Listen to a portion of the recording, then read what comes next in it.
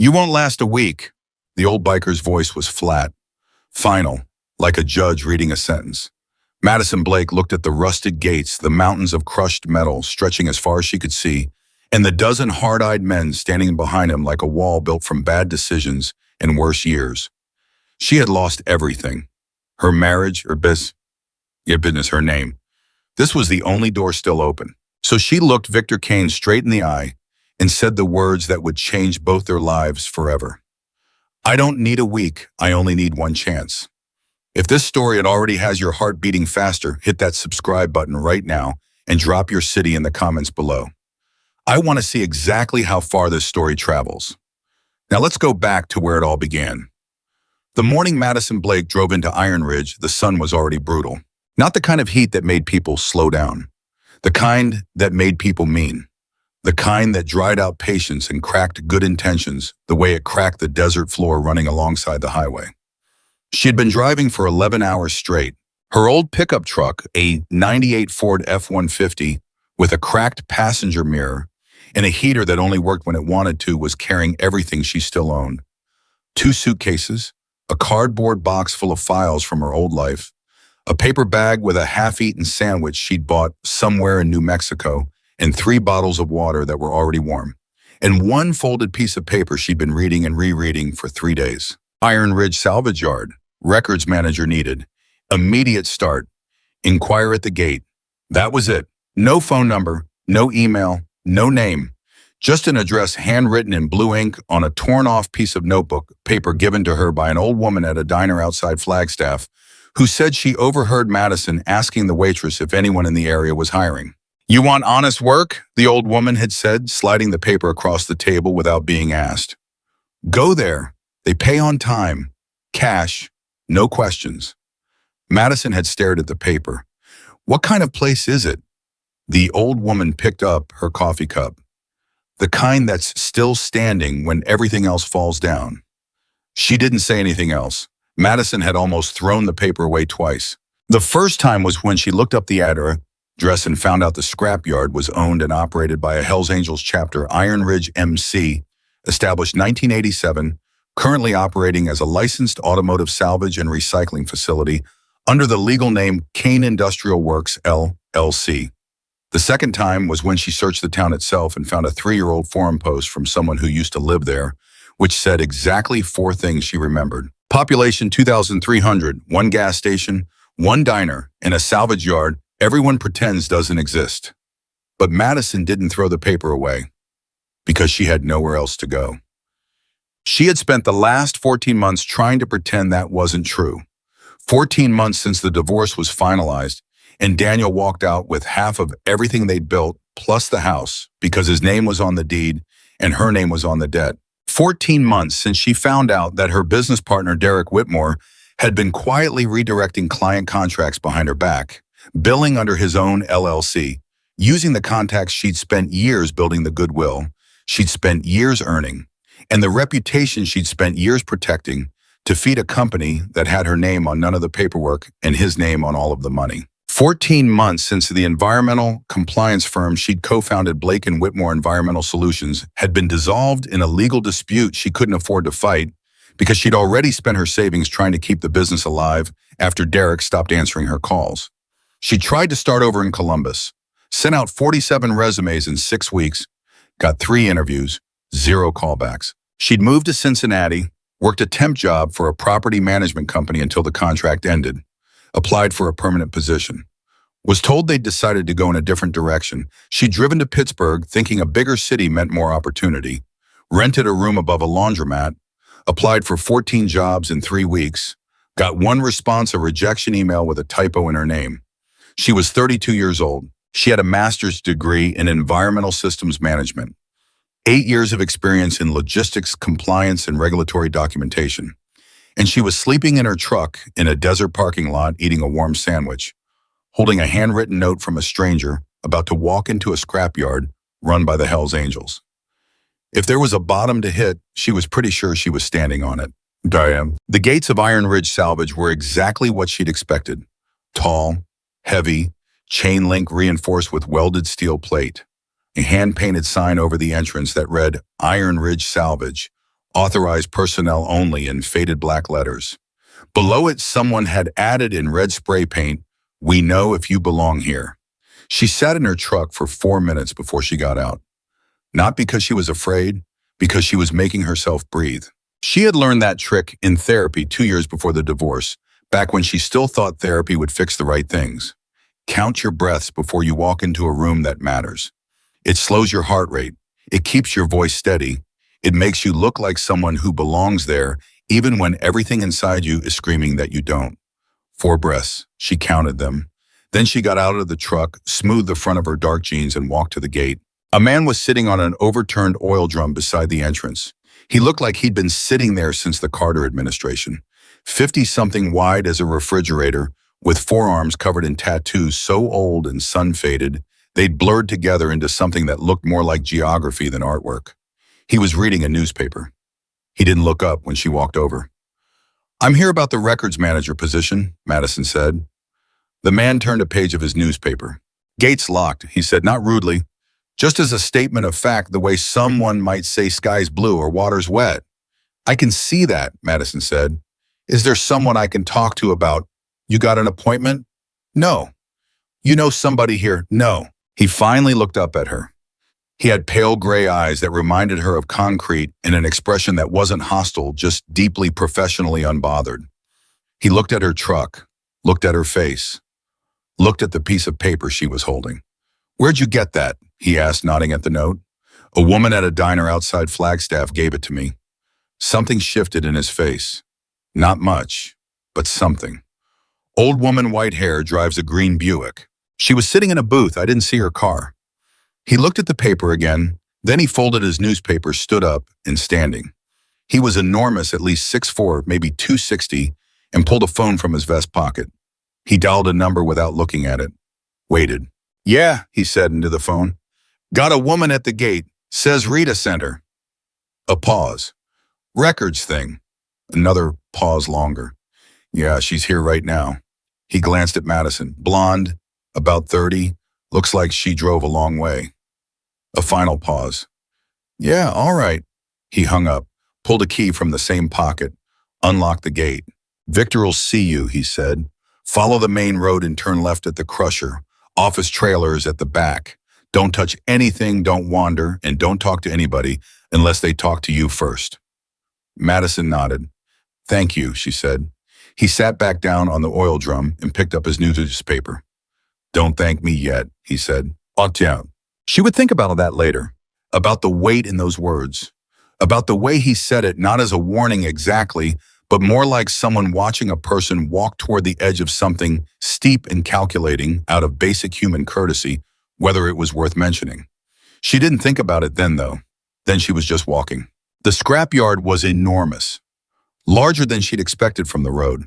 It stretched in every direction, towers of crushed cars stacked 4 and 5 high mountains of stripped metal sorted by material rows of partially dismantled vehicles. Industrial equipment, she couldn't name pieces of machinery, so large they seemed to have been dropped there from some other world. Everything was organized in the way that only made sense to people who worked there, chaotic on the surface with hidden logic underneath. There were men working everywhere, a dozen at least, maybe more. Welding, lifting, moving things with forklifts and cranes. They noticed her without making it obvious.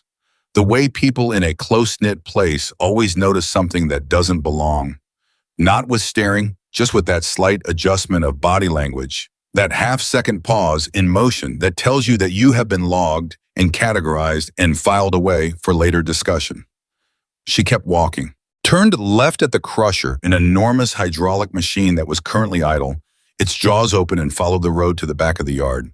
The office trailer was exactly that, a double-wide mobile unit parked on concrete blocks with a set of wooden stairs leading up to a metal door. Next to the stairs, a large man was leaning against the railing, arms crossed, watching her walk toward him. This was Victor Kane. She knew it before anyone told her, the way you sometimes know things about people before a single word is exchanged. He was 60 years old, she would learn later, but he held himself like someone who had stopped counting birthdays a long time ago, because numbers like that had stopped meaning anything to him. He was tall, not quite as tall as the man at the gate, but solid in the way that old buildings are solid, not because of what they're built from, but because of how long they'd been standing. Gray hair pulled back, a beard that had gone completely white, eyes so dark they were almost black, a leather vest with patches she didn't try to read. He wasn't hostile. He wasn't warm either. He was simply watching her with the kind of attention that made you want to either stand up straighter or leave. She stood up straighter. "Madison Blake," she said when she reached the stairs. "Victor Kane," he said. He didn't offer his hand and she didn't reach for his. "You drove from Ohio." It wasn't a question. She realized the man at the gate must have seen her plates. "Yes, that's a long drive for a job listing that doesn't exist online.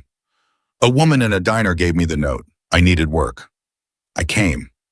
He looked at her for a long moment. "You know who we are," he said. It was also not a question. "Hell's Angels," she said. "Iron Ridge chapter, legal business entity, automotive salvage and recycling. Licensed through the state, operating since 1987. Something moved across his face, too fast to name, but she caught it. Surprise, maybe, or reassessment. "Most people who look us up either hang up the phone or send a very polite email saying they found another opportunity," he said. "I'm not most people," she said, "so I'm starting to think." He straightened up from the railing. "You know what this job is? Records management. Last 3 people who had it quit. First one lasted 7 months. Said the environment was too stressful. Second one lasted 4 months. Said she couldn't work with the staff. Third one," he paused. "Third one left after 2 weeks. Didn't say anything, just left." Madison waited. "You're not going to ask why?" "You'd tell me if you wanted me to know," she said. He studied her for another long moment. Then he turned and opened the door of the trailer. "Come in," he said. "I'll show you what's left." Ma'am, what was left was catastrophic. That was the only word for it. She had worked in compliance and records management for 8 years. She had seen bad systems. She had seen neglected filing structures. She had seen companies that ran entirely on handshake agreements and hoped nobody from the EPA ever showed up with a clipboard. She had never seen anything like this. The interior of the trailer had 2 rooms.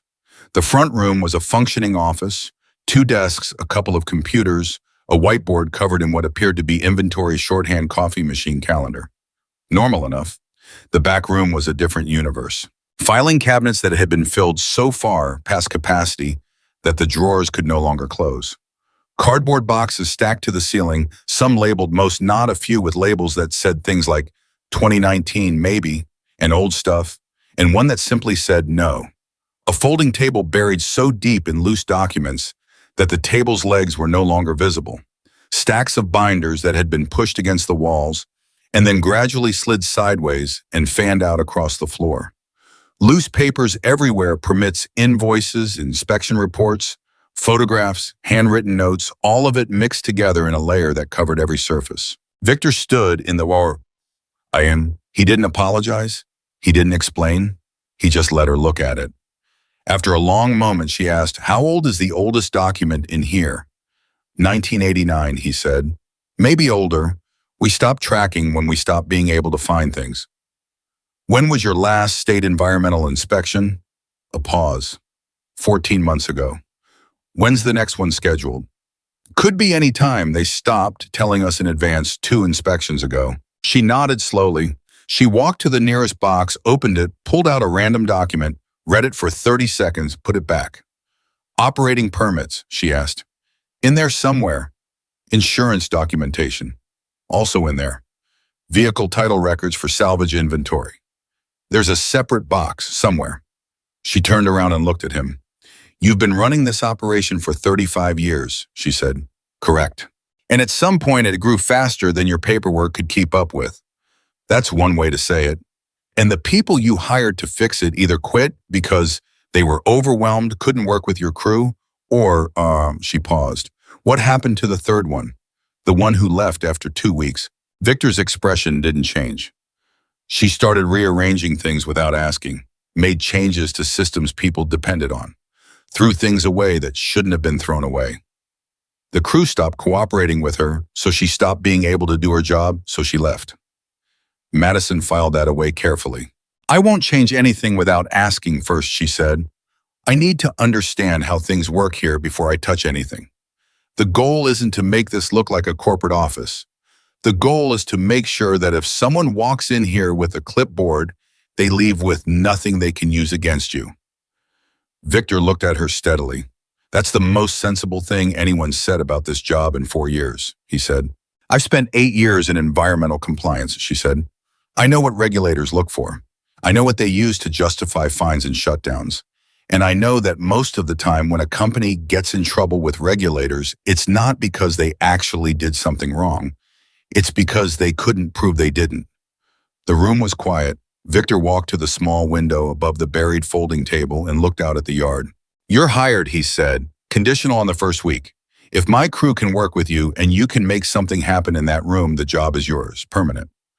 What are the hours? 7 to 4, Monday through Saturday. You'll use the second desk in the front room.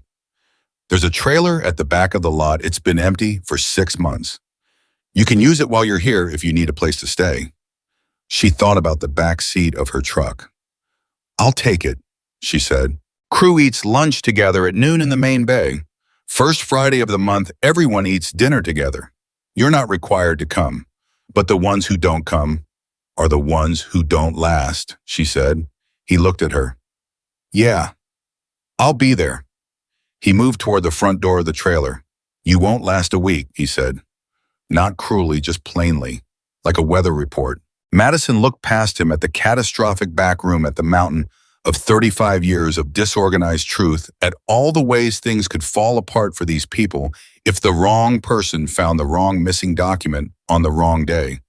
And she felt something she hadn't felt in 14 months, something that felt almost dangerous. She felt useful. I don't need a week, she said. I only need one chance. The first morning was the broom.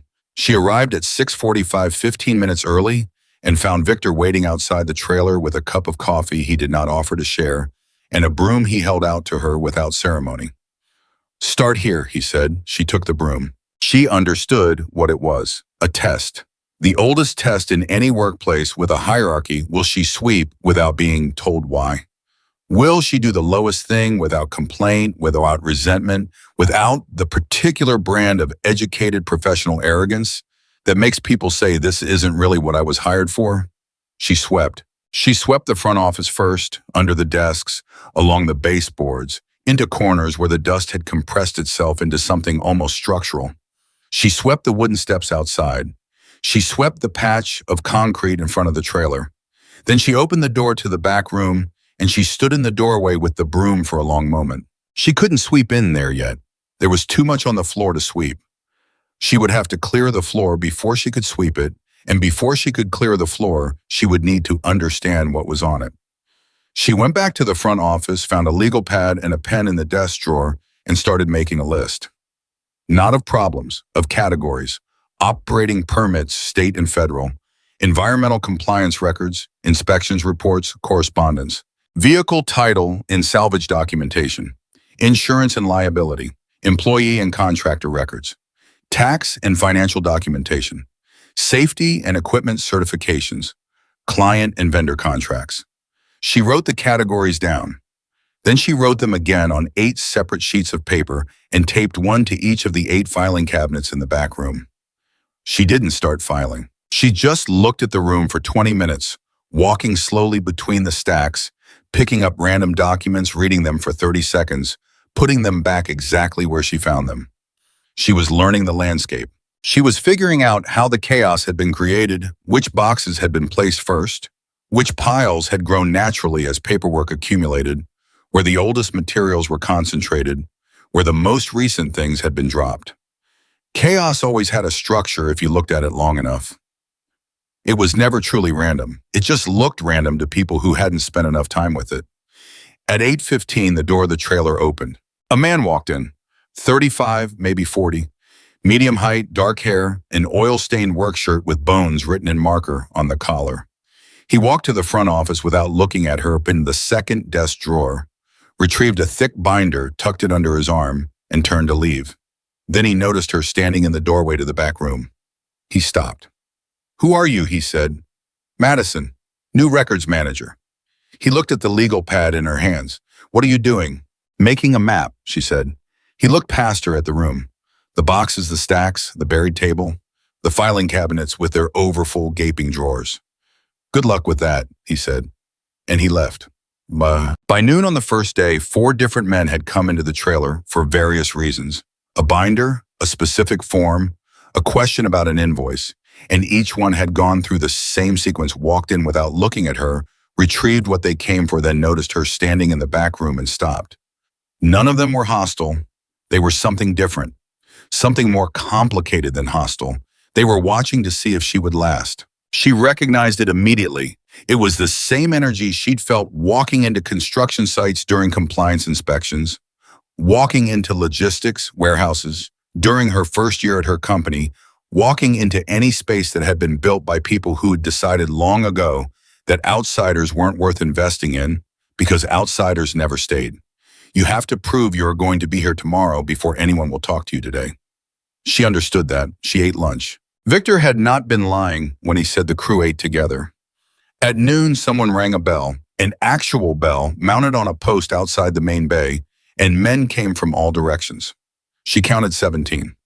They arranged themselves at a series of folding tables set up along the wall of the main bay, pulling food out of coolers and paper bags, handing things to each other with the easy physical language of people who've spent years working close together. She carried her own paper bag, the same lunch she'd packed in the dark at 5:30 a.m. peanut butter and apple slices because it was what she could put together with the groceries she'd bought at the gas station the night before, and sat at the edge of the table nearest the door. Nobody talked to her. Nobody was rude to her either. She was simply not yet a person to them. She was a position records manager. New one probably won't last, and positions were not people until they proved otherwise. She ate her sandwich. She listened. Not to the conversations directly, to the texture of them, the way the men spoke to each other, the shorthand, the recurring names, the jokes that were inside jokes, the complaints that were the same complaints every day, the undercurrent of actual affection that runs under the surface of groups that have worked together for a long time and know each other well enough to fight and forgive without ceremony. She was learning. Victor sat at the far end of the table. He didn't look at Amir. He talked to the man next to him about a compressor that needed replacement and whether it was worth repairing or whether they should just source a different unit. The conversation was technical, specific. She could tell by the way he spoke that he knew exactly what he was talking about, that he hadn't simply inherited this business or purchased it or sat above it in a glass office somewhere. He had built it with his hands, and his hands still knew every part of it. She filed that away too. The first real conversation happened on day 3. She had spent day 1 mapping and day 2 sorting, not filing, not reorganizing, just physically separating the categories she'd identified into labeled zones across the floor and the folding tables she'd cleared so she could see the scope of what existed and what was missing. Day 3, she found it. It was in a box labeled 2021 Miska box, so far back in the corner, so thoroughly buried under other boxes that it would have taken the average person a week to reach it. She found it because she was being systematic, because she was going through everything before she moved anything permanently, because she had learned a long time ago that the most dangerous documents were always the ones that had been put in the wrong place. It was an EPA inspection report from 2021, marked Action Required. She sat on the floor of the back room and read it for 20 minutes. Then she went to the front office and said quietly to Victor, who was at his desk, going through what appeared to be invoices, "I need to talk to you about something I found." He looked up. Something changed in his posture. "Show me," he said. She laid the report on his desk. He read it for a long moment. His expression didn't change, not in any dramatic way, but she watched his jaw tighten and his hands go very still. "This was resolved," he said. "We fixed the drainage issue in 2021. I saw the re-inspection report." "Where is it?" Silence. "If you received a re-inspection report," she said carefully, "and it cleared you, then we need that document. Without it, this," she pointed to the Action Required report, "is the last thing the state has on file for that issue, which means if anyone pulls your regulatory history, it looks like an unresolved violation." Victor set the report down slowly. "Find the re-inspection report," he said. "I'm going to try," she said. "But I need to ask you something first. Was anyone ever sued over the 2021 issue? Any legal correspondence? Anything from an attorney?" He looked at her for a long moment. There might be, he said carefully, a box in the back room that nobody's been allowed to open. She waited. My attorney said not to touch it, said it was, he searched for the word, preserved in case of future litigation. Who's your attorney? Was. He retired 2 years ago, sent everything back to us in a box. Madison closed her eyes for exactly 2 seconds. Okay, she said, I'm going to need to open that box. It's the one with duct tape on every edge. She had seen it on day one. She had cataloged it. She had, in fact, been wondering about it. I'll need you present when I open it, she said, and I'm going to need the name of a current attorney you trust. He gave her a look that was impossible to read. You're not what I expected, he said. What did you expect? Someone who would come in, look at this mess, and try to make it look neater. He paused. You're not trying to make it look neater. I'm trying to make it safe, she said. He picked up his phone. I'll call the attorney, he said.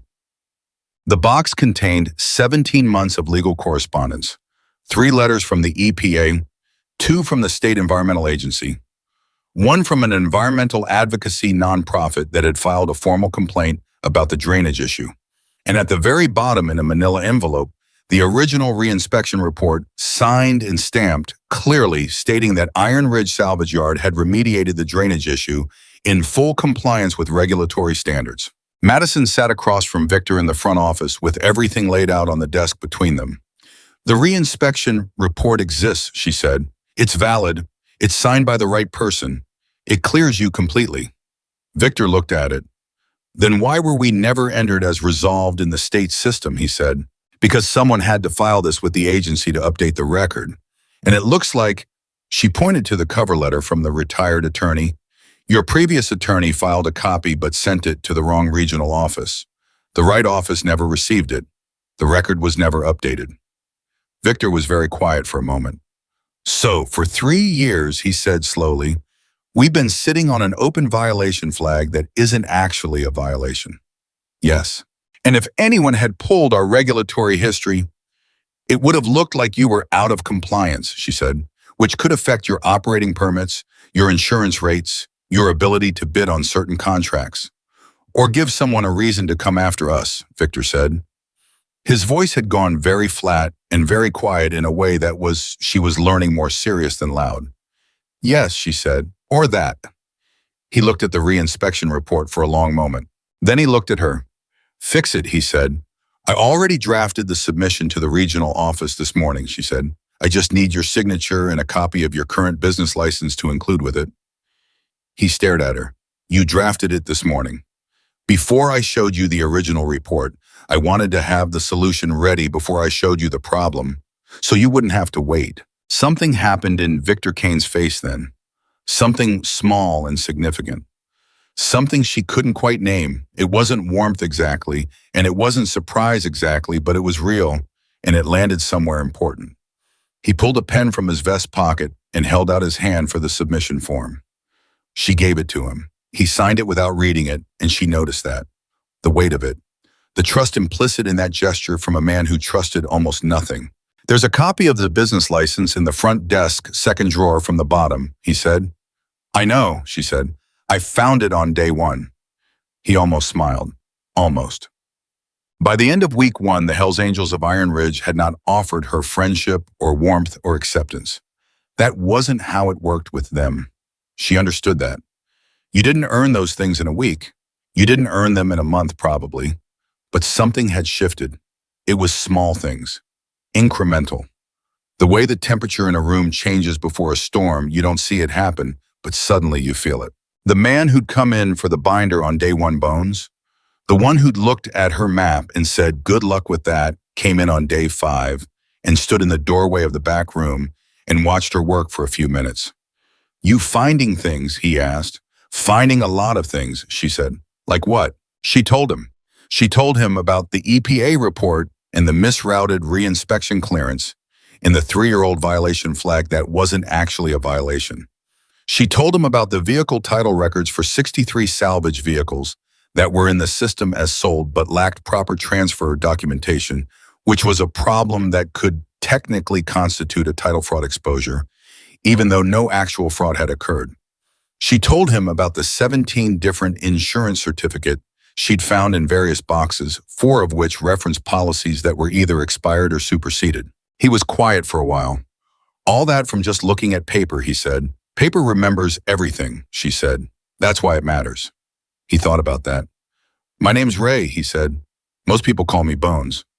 Nice to meet you, Ray, she said. He nodded and left. The next morning, there was a mug of coffee on the desk she used. Black, the way she'd been drinking it. She hadn't told anyone how she took her coffee. The first dinner of Friday end of week 2, she went.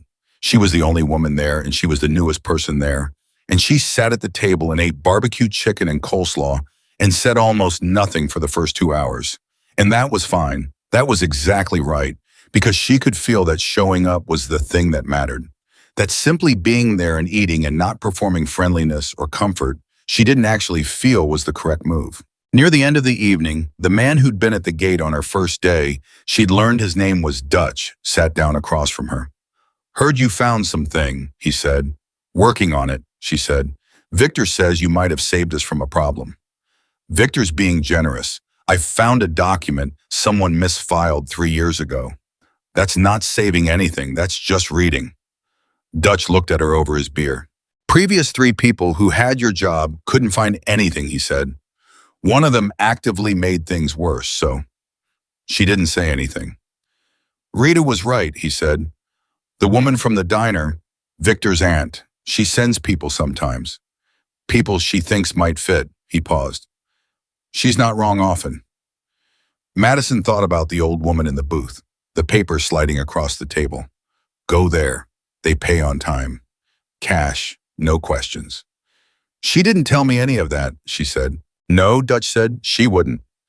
He picked up his beer and went back to the other end of the table. She sat there and finished her plate and listened to the sound of 17 men who had built something together, arguing about a football game and swapping stories she didn't have the context to follow yet.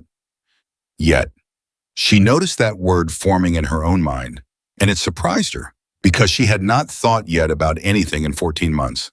She had not thought yet about building something, about being somewhere long enough to have context, about belonging to a yet. She looked down at her plate. She thought, be careful. Be careful with this. Don't let yourself need it too much. But the thought was too late. The thing she'd been missing for 14 months, the thing she'd lost when Derek Whitmore destroyed her company, and Daniel walked out with the house and the world closed, every door she knocked on was already seeping back in. Not safety, not warmth, not acceptance. Something harder and more durable than all of those. Purpose. She drove back to the empty trailer that night, with the desert sky enormous and star-covered overhead. And she sat on the steps and called her sister back in Ohio. And when her sister asked how it was going, Madison Blake said, I think I found something. Her sister was quiet for a moment. Good something or scary something. Madison looked out at the dark shapes of the scrapyard, at the mountains of broken metal, and the lights on the poles casting long shadows.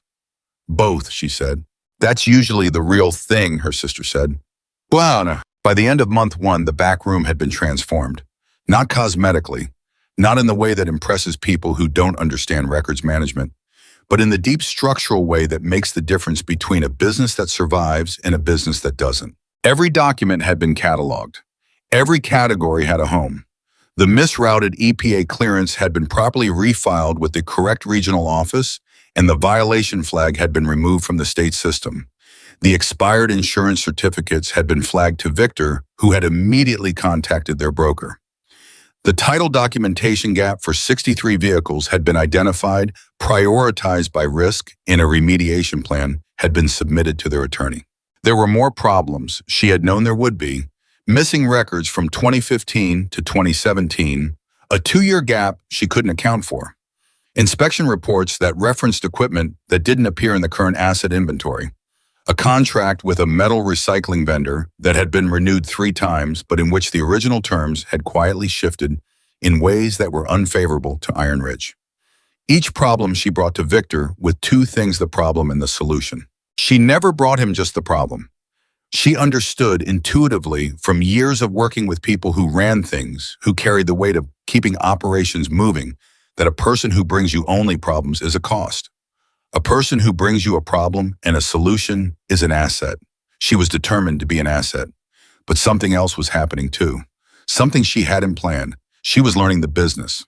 Not from the documents alone from the men, from the daily rhythm of the yard, from the conversations she overheard, and the questions she asked carefully one at a time, never probing, never pushing, just genuine curiosity that gradually slowly revealed itself as the kind of understanding that built trust. Bones Ray had started coming to her with questions, not many, but specific ones.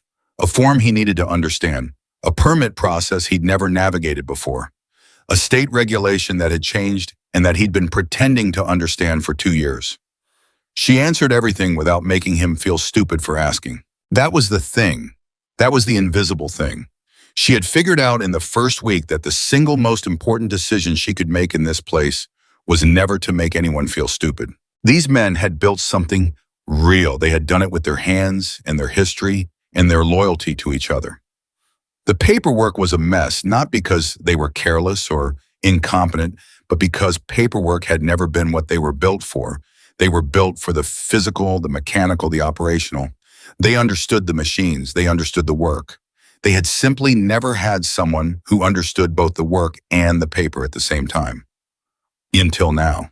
She was that person. And slowly, not in one dramatic moment, but in the slow accumulation of small moments of problems solved and questions answered, and coffee mugs appearing on desks and names remembered, and conversations started, and confidence earned, she became real to them. Not an outsider, not a position, a person. It was Ray who said it first, 6 weeks in. She was at her desk working on a compliance calendar she'd built from scratch, a month-by-month schedule of every regulatory deadline, inspection window, permit renewal, and documentation requirement. The business faced when he came in, poured himself coffee from the machine, and sat on the edge of Dutch's desk without being asked. "You know what you did?" he said. She looked up. "With the calendar," she said. "With all of it," he said. "You know what this place was like before?"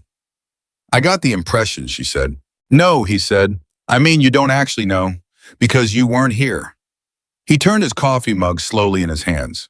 3 years ago, we almost lost our operating permit. Completely. Because of the drainage thing and the paperwork disaster and the fact that the inspector who came in couldn't verify a single piece of documentation we had. Victor told us we had 30 days to get compliant or we'd have to shut down. She was very still. "He didn't tell me that," she said. "He wouldn't," Ray said. "Victor doesn't tell people what's at stake when he hires them. He says it changes how they work." She thought about that. "Does it?" she asked. Ray looked at her. "You fixed the problem before you knew what the problem cost us," he said. "So I guess we'll never know." She was quiet for a moment. "How close was it?" she said. "How close to shutting down?" "Close enough that some of the guys started looking for other work," he said. "Close enough that Victor stopped sleeping for 3 weeks. Close enough that—" He stopped, looked at his coffee. "This place isn't just a business. You get that right." "I know," she said. "Some of these guys don't have anywhere else," he said. "Some of them came from bad places, and this was the thing that caught them. Victor built it for that, not just to make money, to have somewhere that would hold." She looked at him. "I understand that better than you might think," she said quietly. He looked at her for a moment. "Yeah," he said, "I'm starting to think you do." He got up, set his empty mug on the counter, turned to leave. "The compliance calendar," he said at the door. "Victor showed it to the attorney this morning. Attorney said he's never seen one that comprehensive from a non-legal professional." He left before she could respond. She sat at her desk for a moment. Then she turned back to her computer and kept working. Because that was the thing about finding something worth building. You didn't stop when someone said it was good. You stopped when it was done. And they were nowhere near done. She didn't know it yet, couldn't have known it, sitting at that desk in that salvage yard, in that forgotten desert town. But the thing that was coming for them all was already in motion. 3 states away, in a glass and steel office building, with its name on the side, a man in an expensive suit was reading a report. A report about Iron Ridge Salvage Yard, about its regulatory history, about its recent improvements, about the newly filed clearance documentation in the updated compliance calendar. In the reorganized records that had suddenly, after years of vulnerability, made the business something that was very hard to threaten. He read the report twice. Then he set it down, and he started making calls. His name was Derek Whitmore, and he had not forgotten Madison Blake. He had simply been waiting. The compliance calendar changed things faster than Madison expected. Not because Victor announced it, not because anyone made a speech about it. That wasn't how Iron Ridge worked. Things changed there the way weather changed in the desert, without warning, without ceremony. And then suddenly the air was completely different, and you couldn't remember exactly when it had shifted. It started with the attorney. His name was Paul Garrett, and he'd been Victor's legal counsel for 11 years, a former public defender who'd moved to private practice and specialized in small business law and regulatory compliance in the region. He was 54, bald in the way that men who went bald early eventually make peace with it, and he had the kind of sharp, tired eyes that came from spending decades reading documents that other people had created specifically to obscure the truth. He drove out to Iron Ridge on a Tuesday morning in the 6th week of Madison's tenure, and he sat across from her at his front office desk, and he read through the compliance calendar she'd built page by page, line by line, for 45 minutes without saying a word. Then he set it down and looked at her. "Where did you work before this?" he said. "Environmental compliance firm in Columbus," she said. 8 years. I was operations director." "What firm?" "Blake and Whitmore Environmental Solutions." He wrote it down. She watched him write it and felt the familiar weight of that name, the way it still landed in her chest like something thrown hard, like something that had never quite finished falling. "I've heard of them," he said. "Dissolved, wasn't it, about a year and a half ago?" "Yes." He looked at her over the top of his reading glasses. "And before the dissolution, strong 8-year track record. EPA commendations. 3 consecutive years on the Regional Compliance Excellence Registry. And after..." She met his eyes. "I'm here." He held her gaze for a moment. Then he nodded once, the way people do when they've decided something but aren't going to say what it is. "This calendar," he said, tapping the document in front of him, "this is not the work of someone who's been out of the field. This is current. This references the amended state reg from March, which most practicing attorneys I know haven't fully digested yet." "I keep up," she said. "Clearly." He turned to Victor, who was sitting at his own desk watching the exchange with his arms crossed. "Victor, this woman should be billing you as a consultant, not working for hourly wages as an office manager." "She's the records manager," Victor said.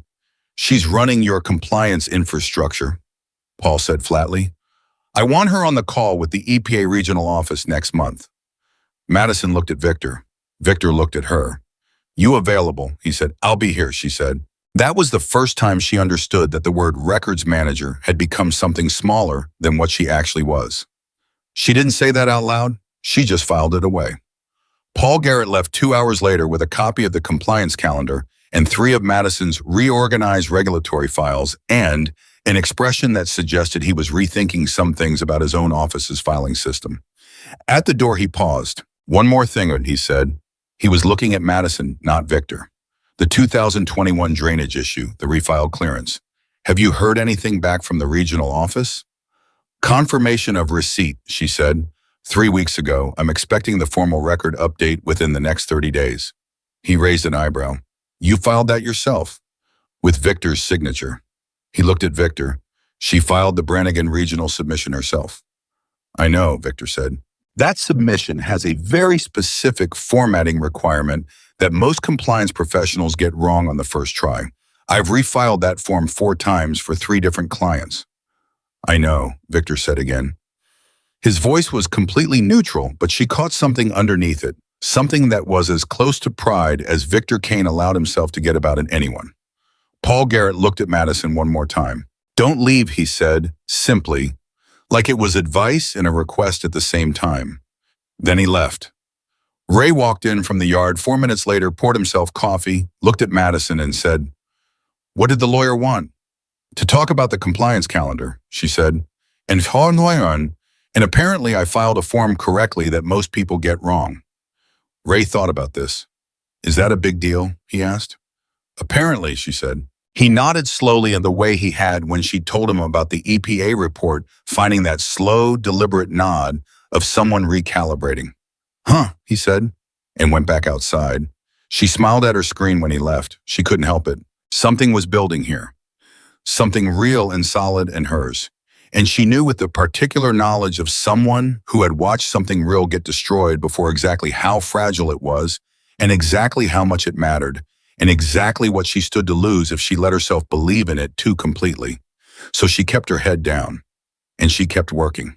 And she didn't notice the car parked across the road from the salvage yard's main gate on 3 separate days that week. A dark blue sedan with out-of-state plates parked just far enough away to seem incidental. She didn't notice it, but Dutch did. He mentioned it to Victor on a Thursday evening when the yard had closed and the crew had gone and the 2 men were doing what they often did at the end of the day, sitting outside the main bay with beer, saying less than they were thinking. That car again, Dutch said. Victor was quiet. 3rd time this week, Dutch said. I saw it, Victor said. You want me to? Not yet, Victor said. Not until we know what it is. Dutch took a drink of his beer. Could be nothing. Could be, Victor said. He was looking at the main gate, at the sign that said Iron Ridge Salvage, at the yard he'd built from the bones of a used car auction lot and 35 years of work and loyalty. Could be nothing. But his jaw was doing the thing it did, the tightening, the going still, the thing Madison had learned to read in the weeks she'd been there, the thing that meant Victor Kane was processing something he wasn't ready to say out loud yet. Dutch saw it too. He didn't ask again. They sat in the dark and finished their beer and left the rest of the sentence hanging where it was. Some things in Iron Ridge were like that. You learn to wait for the rest of them. The car wasn't there the next morning. Madison drove through the gate at 6:45 and didn't notice anything. She went straight to her desk. She was working on the missing records gap, the 2 years 2015 to 2017, where the documentation had somehow evaporated and she'd gotten a lead. A former bookkeeper who'd worked for Iron Ridge during that period. Dutch had given her a name without explanation. She was trying to find a phone number. She was deep in that when Victor came in at 8:30, which was unusual. Victor was always in the yard in the mornings. He only came to the office when something required him to. I need to talk to you, he said. She looked up. Sit down, she said. He did, which was also unusual. Victor Kane did not generally take directions, but he sat, and he looked at her with the expression she'd learned to associate with things that were serious, not alarmed, never alarmed, because Victor Kane didn't do alarmed but waited, heavy in a way that he didn't usually let show. Someone's been asking questions about us, he said, in town, at the county records office, pulling our public filings. She went still. How do you know? The woman at the county records office is the wife of one of my guys. She called him last night, said a man in a suit came in 2 days ago and pulled our articles of incorporation, our permit history, our property records. That's all public record, Madison said carefully. Anyone can pull those. I know, Victor said, but anyone with a reason to want specific things. He asked specifically for our environmental compliance history. She felt something cold move through her. Our compliance history, she repeated. Yeah. Did she get a name? He paid in cash, used a visitor badge at the desk, gave a name she wrote down. He pulled a folded piece of paper from his vest pocket and pushed it across the desk. She looked at it. She didn't pick it up, because the name written on it in blue ink was one she recognized. D. Whitmore. Chicago, IL. The cold thing moving through her settled somewhere in the center of her chest and stayed there. She picked up the paper, held it, set it back down. You know that name, Victor said. It was not a question. She had known on some level that this moment would come. She had known it since the day she'd driven through the gates with the handwritten note and the near-empty tank of gas, and the deep, desperate hope that maybe she had finally put enough distance between herself and the wreckage of her old life. She had known that you couldn't outrun certain things. You could only get far enough ahead of them to choose your ground. She had chosen this ground. Yes, she said, I know that name. Victor waited. She told him, not everything, not yet, but enough. She told him about Derek Whitmore, about the company they'd built together, about the 8 years of work she'd put into building Blake and Whitmore into a firm with a real reputation, and about the slow, calculated way Derek had dismantled all of it, redirecting clients, restructuring contracts, protecting his own exposure while exposing hers, until the company collapsed under the weight of debt and legal disputes that she hadn't known were coming because she hadn't known he'd been building them for years. She told him that Derek Whitmore was very good at two things: identifying valuable targets and finding ways to make their destruction look like their own fault. Victor listened without interrupting. He had a way of listening that was different from most people, a quality of complete attention that made you feel both seen and paradoxically slightly exposed, like something about the act of being truly listened to stripped away the protective layers around the thing you were saying. When she finished, he was quiet for a moment. "Why would he be looking at our compliance history?" he said. "Because that's where he always starts," she said. "With paper, with records, with the documentation that proves or disproves things. He's very good at finding regulatory vulnerabilities and exploiting them. Or manufacturing them. Manufacturing them. He's done it before." She paused. "Not to us, to a client of ours. A medium-sized industrial facility in Indiana that was between two competing corporate interests. He was hired by one side. He identified a legitimate but minor compliance issue, amplified it through strategic regulatory complaints, and then offered a consulting package to help them resolve it. The resolution involved selling a controlling interest to his client." Victor was very still.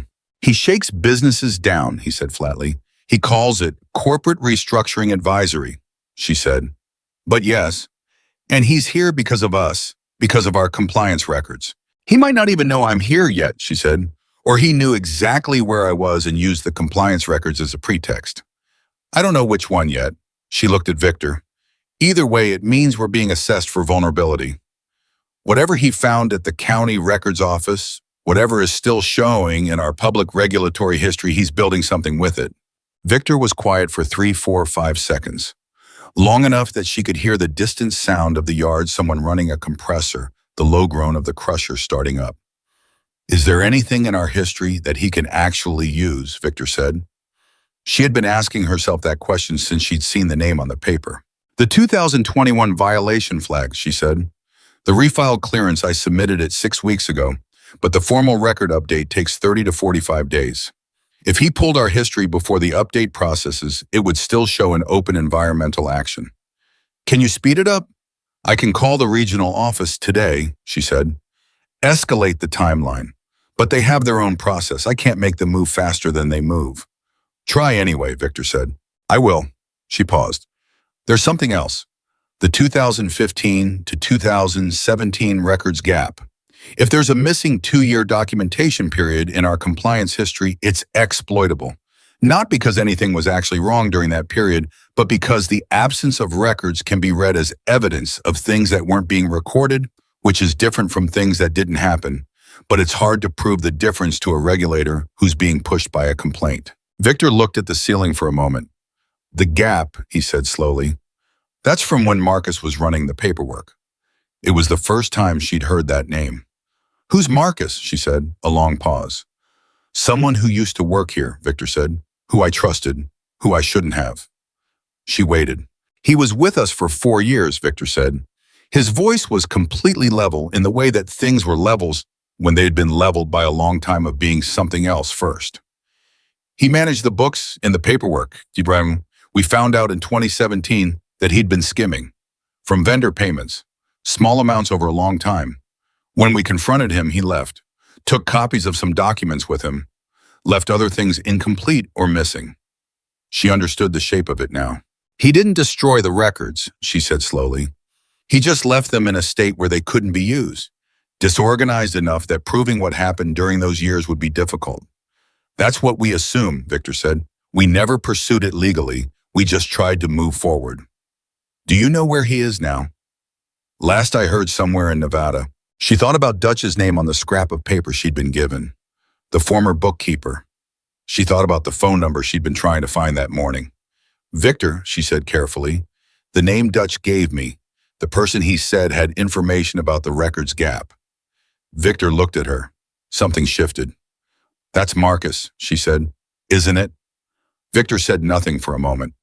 "Dutch thought maybe it was time," he said, "to reach out, try to recover what can be recovered."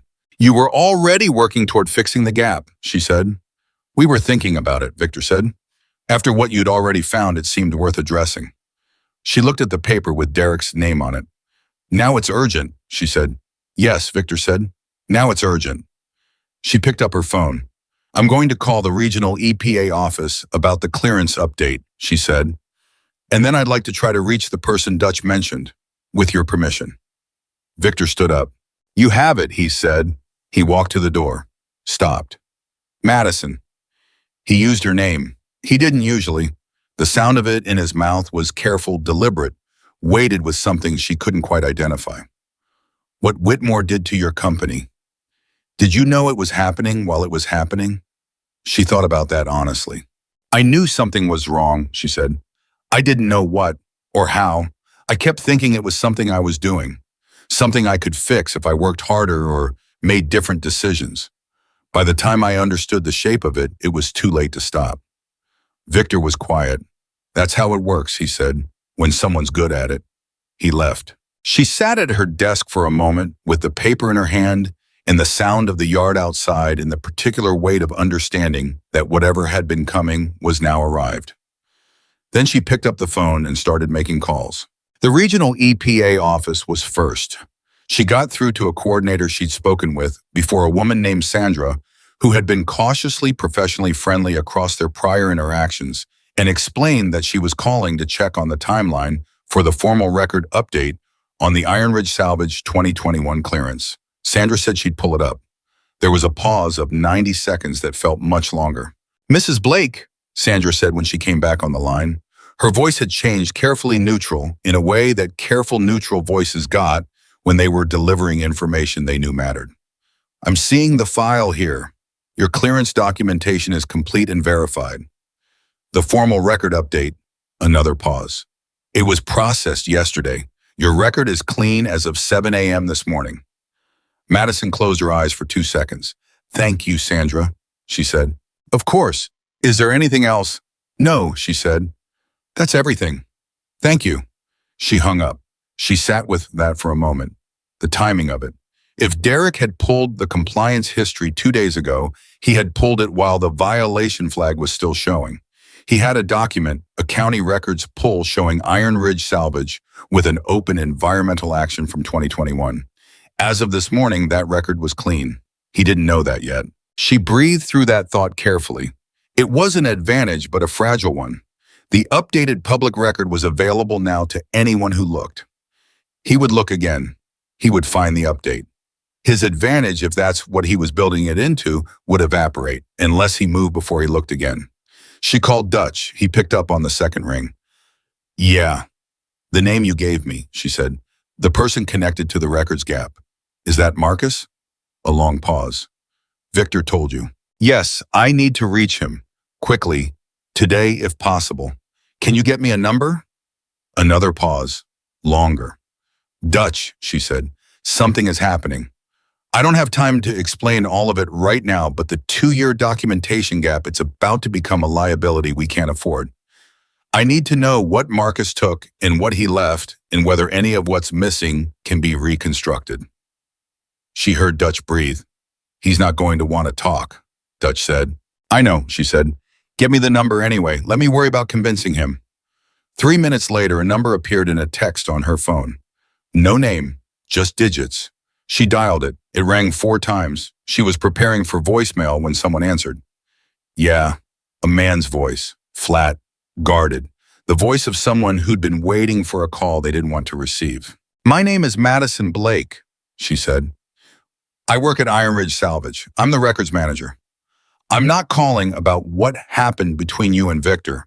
I'm calling about documents, about what happened to the paperwork from 2015 to 2017. Silence. I'm not interested, he said. I know you're not, she said, but I need you to listen to me for 3 minutes because someone is coming for Iron Ridge, and the documentation gap from those 2 years is the thing they're going to use. And if they succeed, it won't matter what happened between you and Victor. It will take down the whole operation and everyone in it. More silence, but he hadn't hung up. Who's coming, he said. His name is Derek Whitmore, corporate consultant. He specializes in regulatory compliance attacks, finding or manufacturing documentation vulnerabilities, and using them to force businesses into settlements or sales. He's been asking questions about Iron Ridge's regulatory history at the county records office. He beat. How do you know that name? Marcus said. Something cold moved through her chest again. You know him, she said. It wasn't a question. She heard it in the fraction of his voice, the way the name had landed, the way he'd asked, how do you know that name, instead of who is that? Marcus, she said, how do you know Derek Whitmore? The silence this time was different, heavier, full of something that was either guilt or fear, or the particular combination of both that came when someone understood they were standing at the edge of a consequence they'd managed to postpone for years. He reached out to me, Marcus said, after I left Iron Ridge, about a year after. Her hand tightened on the phone. What did he want? Information, Marcus said, about the business, the operations, the documentation. He said he was doing research for a regional business analysis. I didn't know who he was. I talked to him for maybe 20 minutes. What did you tell him? Nothing specific, just general stuff. That the records were a mess, that there were gaps, that the compliance history wasn't clean. A pause. I was angry. I said things I probably shouldn't have said. Madison pressed her eyes closed. Marcus, she said, very quietly, very steadily. Did you tell him about the 2021 EP action? A long pause. I might have mentioned there were open issues, he said. I didn't know the details. I just knew there'd been something. She breathed. Okay, she said. Okay, I need to know about the documents from your time there. The 2015 to 2017 records. What happened to them? He was quiet for a moment. Some of them I took copies of, he said, when I let out for protection, in case Victor came after me legally. Protection, she repeated. So you have copies? Yes. Are they organized? A short, humorless laugh. Define organized. Are they findable? If I went through them? Yes, probably. She sat up straighter. I need you to go through them. Today, I need an inventory of what you have. Specifically EP, inspection records, state compliance filings, equipment certifications, and any vendor documentation from those 2 years. Why would I do that? Because Whitmore's coming, she said, and when he comes, he's going to use everything you told him, and you gave him the weapon. The decent thing to do is help blunt it. Silence. That's not a good enough reason, he said, but his voice had shifted, less flat, more complicated. Then do it because those guys built something real, she said, and some of them don't have anywhere else. And whatever happened between you and Victor, it doesn't mean they deserve to lose what they built because someone like Derek Whitmore decided they were an easy target. A long, long silence. I'll look through what I have, he said finally. I'm not promising anything. I know, she said. Thank you. She hung up. She sat at her desk with her hands flat on the surface and her heart going harder than she was letting her face show. Because she'd put something together in the last 90 seconds that she hadn't fully seen before. Derek Whitmore had contacted Marcus a year after he'd left Iron Ridge. Marcus had talked to him, had told him about the documentation gaps, about the open compliance issues. But that was 3 years ago. Why was Derek here now? What had changed? She pulled up her computer and looked at the public filing record for Iron Ridge Salvage, the same record anyone at the county records office could access. She scrolled through it slowly, looking at it through Derek's eyes, through the eyes of someone who was looking for vulnerabilities. And then she saw it. The recent activity timestamp, the filing sheet submitted, the refiled EPA clearance, the updated insurance certificates, the remediated title documentation, all of it visible in the public record, all of it recent, all of it, and this was the thing. This was the piece she'd been missing, representing a significant sudden improvement in a business that had been sitting on documentation problems for years. Derek Whitmore hadn't come because Iron Ridge was vulnerable. He'd come because Iron Ridge was suddenly getting less vulnerable, and he'd needed to move fast because whatever he'd been building, whatever leverage he'd been accumulating from the information Marcus had given him from the compliance history, pulls from the open violation flag that had just been cleared, was closing. Every week Madison spent reorganizing, documenting, and filing was a week his leverage eroded. He had a window, and she had just realized how small it was. She stood up and walked out of the trailer and into the yard and found Victor near the crusher, talking to a mechanic about a hydraulic line.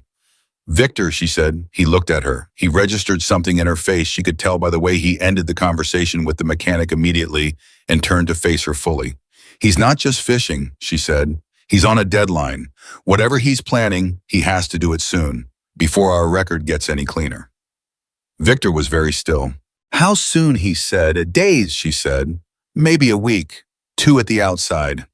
He looked at her for a long moment. What do we do? We keep cleaning, as she said. Faster.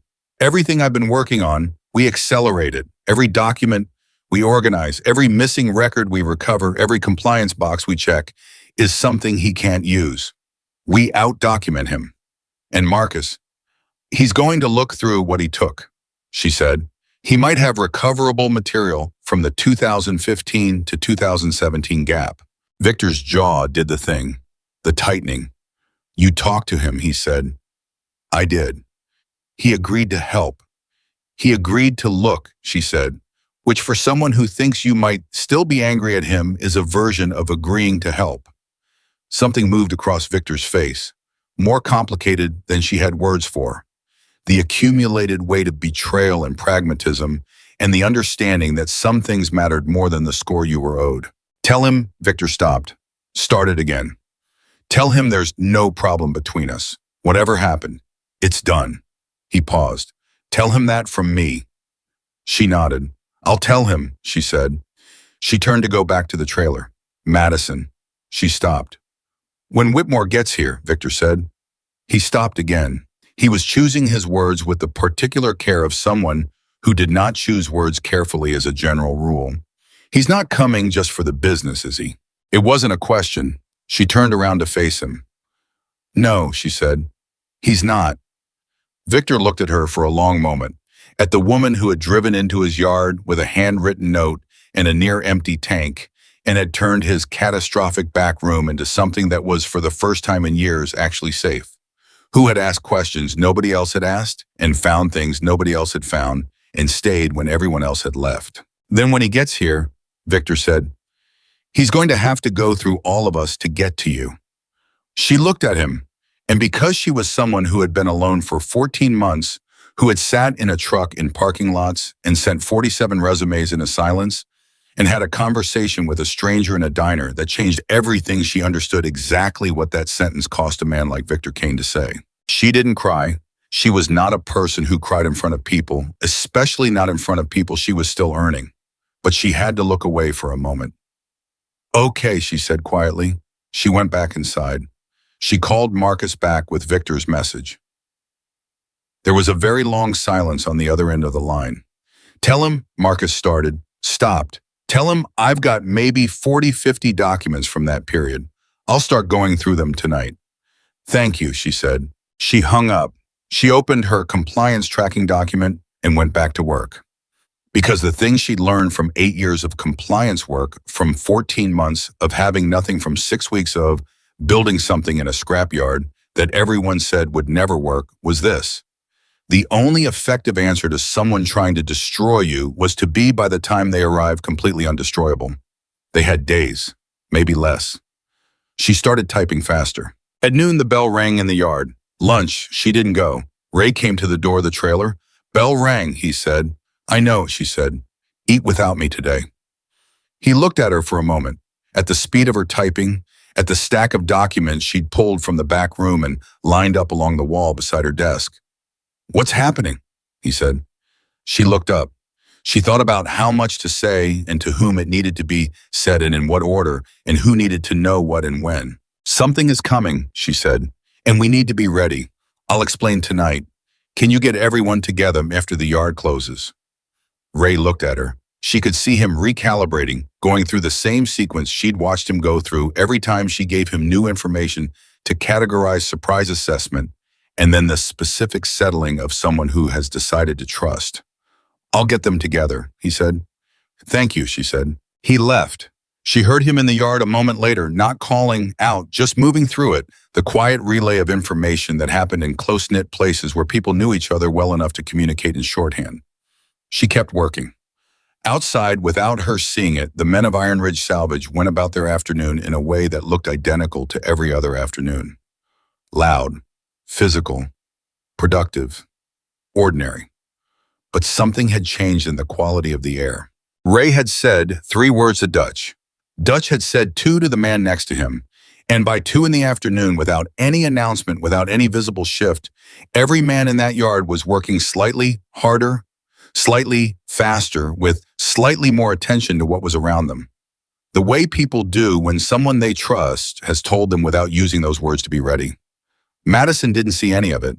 She was inside building a wall out of paper. The best kind of wall, the kind that a man like Derek Whitmore had no idea how to get through, because he had built his whole career on finding the cracks in things. And she had spent 6 weeks filling every crack she could find. The question was whether she'd filled enough of them. She was going to find out very soon. The evening meeting happened in the main bay. Victor hadn't announced it formally. He didn't need to. By the time the yard closed at 4, Ray had done what Ray did, moved through the space, said the right things to the right people in the right quiet way, and by 4:15, every man who worked at Iron Ridge Salvage was either sitting or standing in the main bay with a beer or a water or nothing at all, waiting without being told exactly what they were waiting for. Madison stood at the front. She had never addressed all of them at once before. She had spoken to individuals, to small groups, to Victor and Paul Garrett in the trailer. But this was different. This was 17 men who had watched 3 previous people fail at her job, who had been skeptical of her from day one, who had only recently begun slowly and without fanfare to trust her. And she was about to tell them that the thing she'd been working to prevent was already in motion. She didn't ease into it. "Someone named Derek Whitmore has been pulling our regulatory filings at the county records office," she said. "He's a corporate consultant who specializes in regulatory compliance attacks. He identifies documentation vulnerabilities in small businesses, files strategic complaints with regulatory agencies, and uses the resulting pressure to force settlements. He's been doing it for 10 years, and he's very good at it." The bay was very quiet. "He came after your records because 3 weeks ago our public filing history still showed an open EPA action from 2021. As of yesterday morning, that record is clean. But he pulled our history before the update processed. He has a document showing a violation flag that no longer exists." Dutch said from the back of the room. "Can he use a document that's outdated?" "He can try," she said. "A fraudulent regulatory complaint doesn't have to be current to create pressure. The goal isn't to prove the violation. The goal is to trigger an official response from the agency, which creates uncertainty, which costs money to defend, which is sometimes enough to make a business owner decide that settling is easier than fighting." "In the 2015 to 2017 gap," Victor said.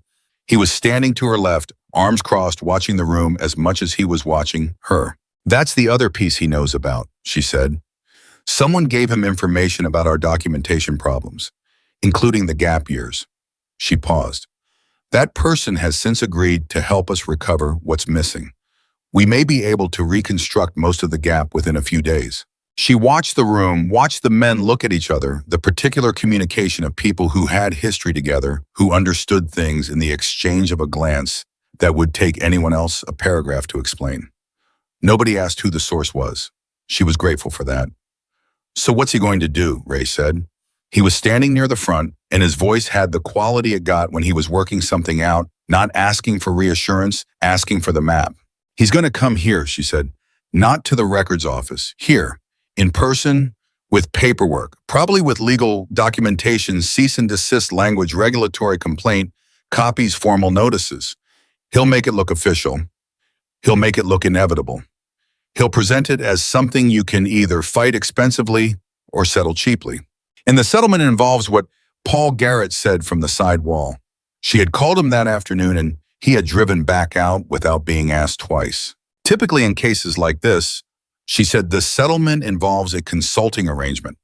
He comes in supposedly to help you achieve compliance, and in the process gains access to your operations, your financials, your contracts. From there, it escalates. Equity stakes, restructuring. In the worst cases, acquisition at below market value with the regulatory threat hanging over the deal as leverage. The bay was silent for a moment. Then a man named Cole, one of the quieter ones who worked the back section of the yard and had spoken to Madison maybe 6 times in 6 weeks, said very simply he wants the yard. Or he wants something found connected to the yard, she said. I don't know yet what his specific objective is, but yes, that's the shape of it. Victor spoke. When does he come? I don't know exactly, she said. But based on how he operates, he'll come when he believes the pressure is highest, when he thinks we're most afraid, which means he'll try to come before we have time to fully address the documentation vulnerabilities he knows about. So days, Victor said. Days, she confirmed. The room was quiet again. She looked at the men in it at the particular combination of anger and steadiness that she'd come to understand was the emotional register of this group under pressure. Not fear, not panic, the kind of solid, cold focus that came from people who had faced difficult things before and had learned that the worst possible response was to flinch. What do you need from us? Dutch said. She had been prepared for a lot of possible responses to this meeting. Skepticism, questions about whether she was overreacting, pushback on involving themselves in something legal and complicated. She had not fully prepared herself for how simply and directly that question would be asked. What do you need from us? Not what are we going to do? Not how do we fight this? Not why should we trust you? Just what do you need? She steadied herself. Keep working, she said. Keep the yard operating normally. Don't change anything visible. If he arrives and finds a business running exactly as it always has, it reinforces that there's nothing to be afraid of. The worst thing we could do is look like a place that's bracing for impact. And behind the scenes, Ray said. Behind the scenes, I need 48 hours, she said. Paul is going to help me build a complete compliance defense package. Every permit, every inspection record, every certificate, every filing organized, verified, and ready to present at a moment's notice. If he walks in with a complaint about our environmental history, I want to be able to put 35 years of clean documentation on the table in front of him before he finishes his first sentence. Paul Garrett from the side wall said, I've seen compliance attorneys charge $60,000 to build what she just described. She's going to do it in 48 hours. Nobody laughed. They just looked at her. She looked back at them. One more thing, she said. When he comes, and he will come, nobody talks to him except me and Victor. Nobody. I don't care how he presents himself, what kind of official language he uses, or how confident he sounds. He is going to be very polished and very calm, and he is going to make everything he says sound completely reasonable. That's what makes him dangerous, so nobody talks to him. What if he pushes? Cole asked. Let him push, she said. He can push at a locked door for as long as he likes. The meeting broke up 30 minutes later. The men filed out of the bay in ones and twos, and some of them nodded to her as they passed, not the big performative nod of people trying to be encouraging, but the small, deliberate nod of people who have decided something and are communicating it without words. She was one of them now. She hadn't noticed the exact moment it happened. She suspected it had been happening incrementally, the way everything at Iron Ridge happened slowly and then completely without ceremony. Victor stayed after the others left. He waited until the bay was empty, then walked over to where she was standing. Paul's right, he said. $60,000, at least. I'm not billing you $60,000, she said. I know, he said. That's what I mean. He paused. Whatever your salary is right now, it's wrong. We'll fix it when this is over. She started to say something deflecting. He stopped her. Not a negotiation, he said. Just a fact. She nodded. Go home, he said. Sleep. You start the defense package at 6 tomorrow morning, and you're going to need to be sharp. She went back to the trailer. She sat on the steps for a while in the dark, the way she had in her earliest weeks there, and she called her sister. Her sister answered on the first ring, which meant she'd been waiting. How bad is it? Her sister said. He's here, Madison said. Or close. He's been pulling our records. Silence on the other end of the line. Madison. I know. You need to be careful. You know what he did last time. This isn't last time, Madison said. Last time I was alone. Last time I didn't see it coming until it was already done. Last time I didn't have... She stopped. Didn't have what? Her sister said. She looked at the dark shapes of the yard, the mountains of metal, the lights on the poles. Back up, she said. Her sister was quiet for a moment. These people, she said finally, these bikers, you trust them?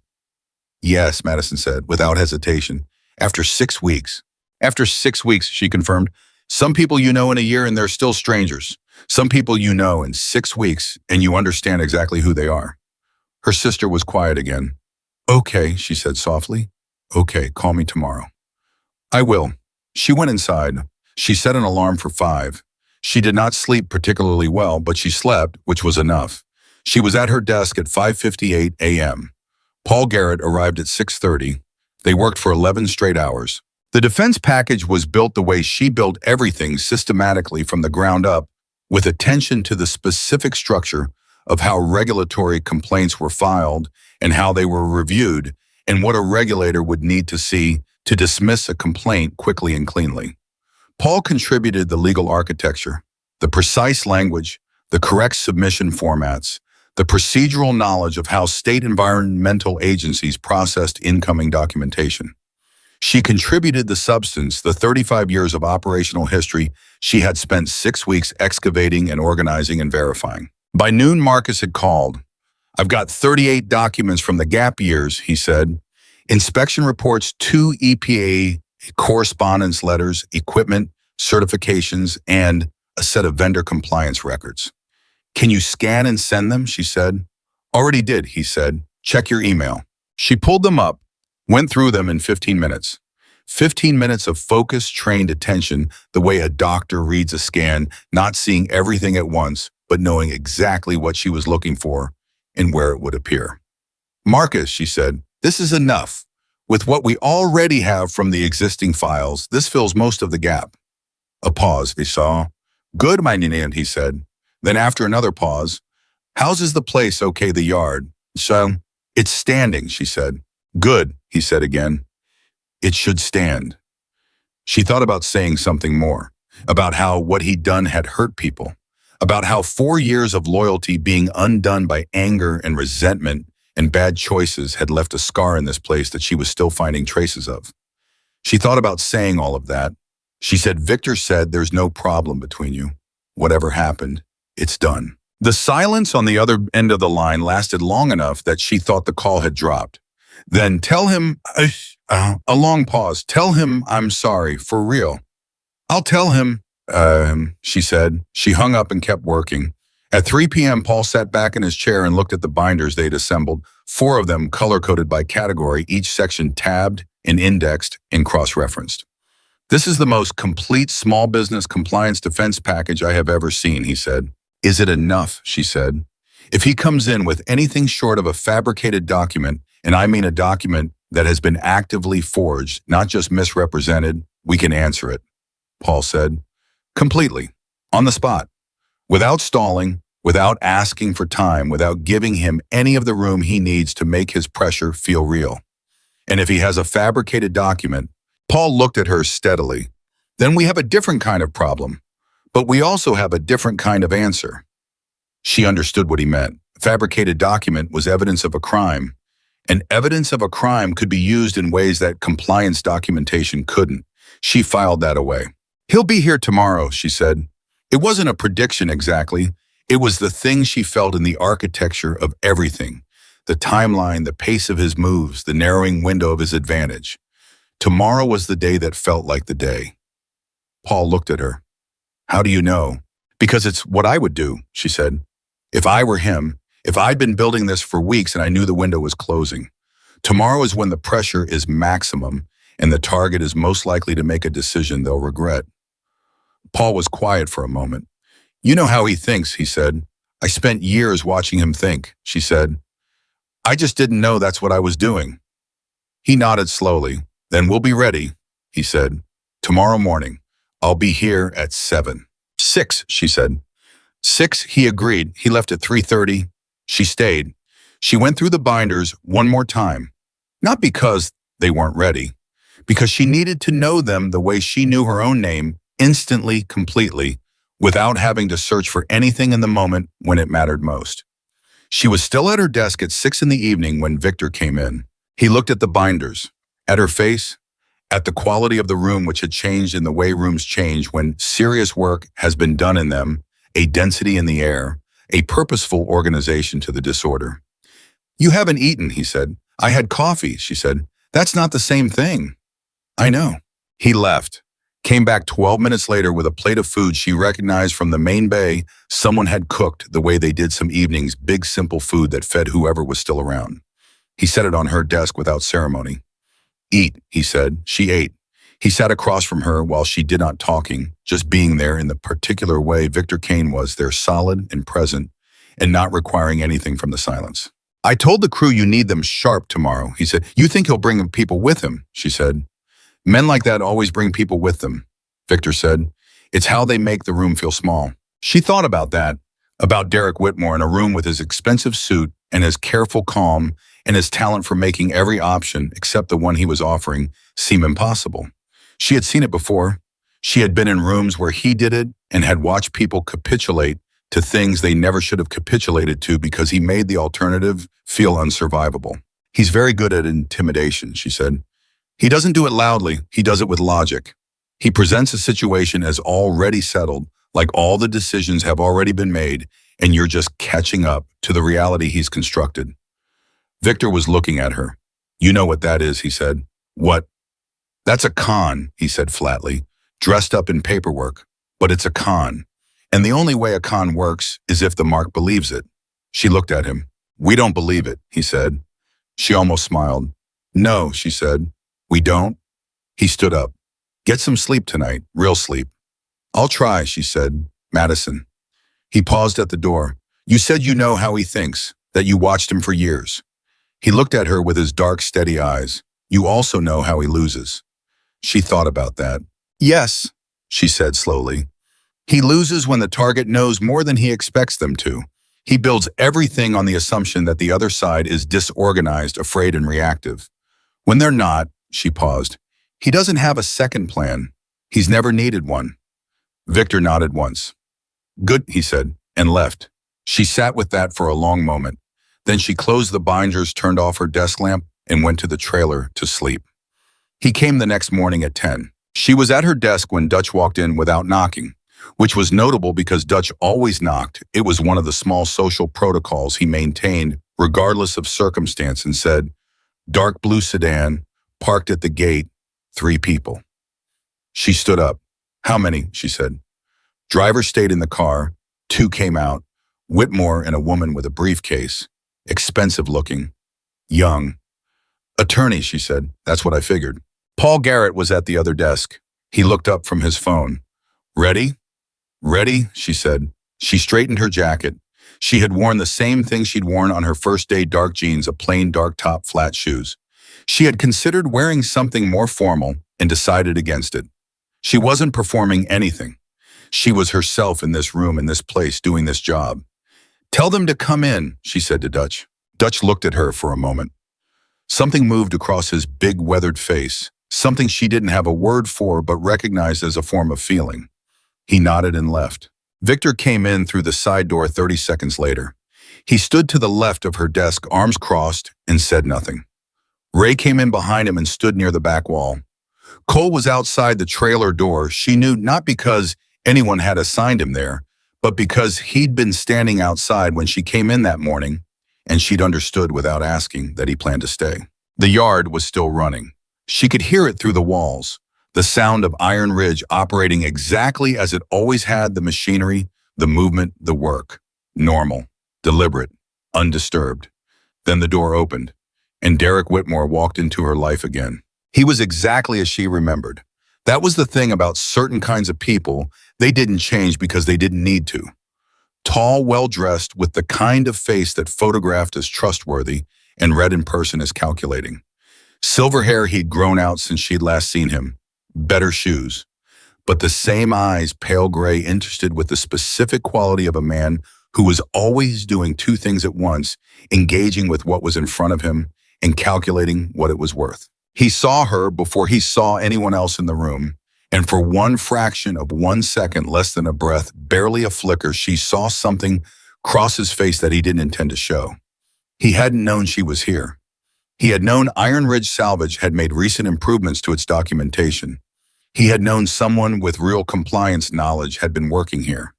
He had not known it was her. She saw it, and then he controlled it. He folded it back behind his professional face and smiled the smile she remembered, warm and slightly weary, the smile of someone who wanted you to feel like they were on your side. "Madison," he said. What a genuinely unexpected surprise. "Hello, Derek," she said. Her voice was completely even. She had prepared for the sound of his voice. She had practiced in the shower that morning, hearing it and not reacting. She'd done a good job. "This is Victor Kane, owner of Iron Ridge Salvage, and Paul Garrett, our legal counsel." Derek's eyes moved to Victor, assessed him in the way he assessed everything quickly, thoroughly, with the filing cabinet efficiency of someone who had made a career of understanding what people had to lose. "Mr. Kane," he said. He held out his hand. Victor looked at it for a moment. Then he shook it briefly once and dropped it. "Mr. Whitmore," Victor said. "I appreciate you agreeing to meet," Derek said in the tone that implied the meeting had been arranged and agreed upon in advance, which it had not been. Madison recognized the move.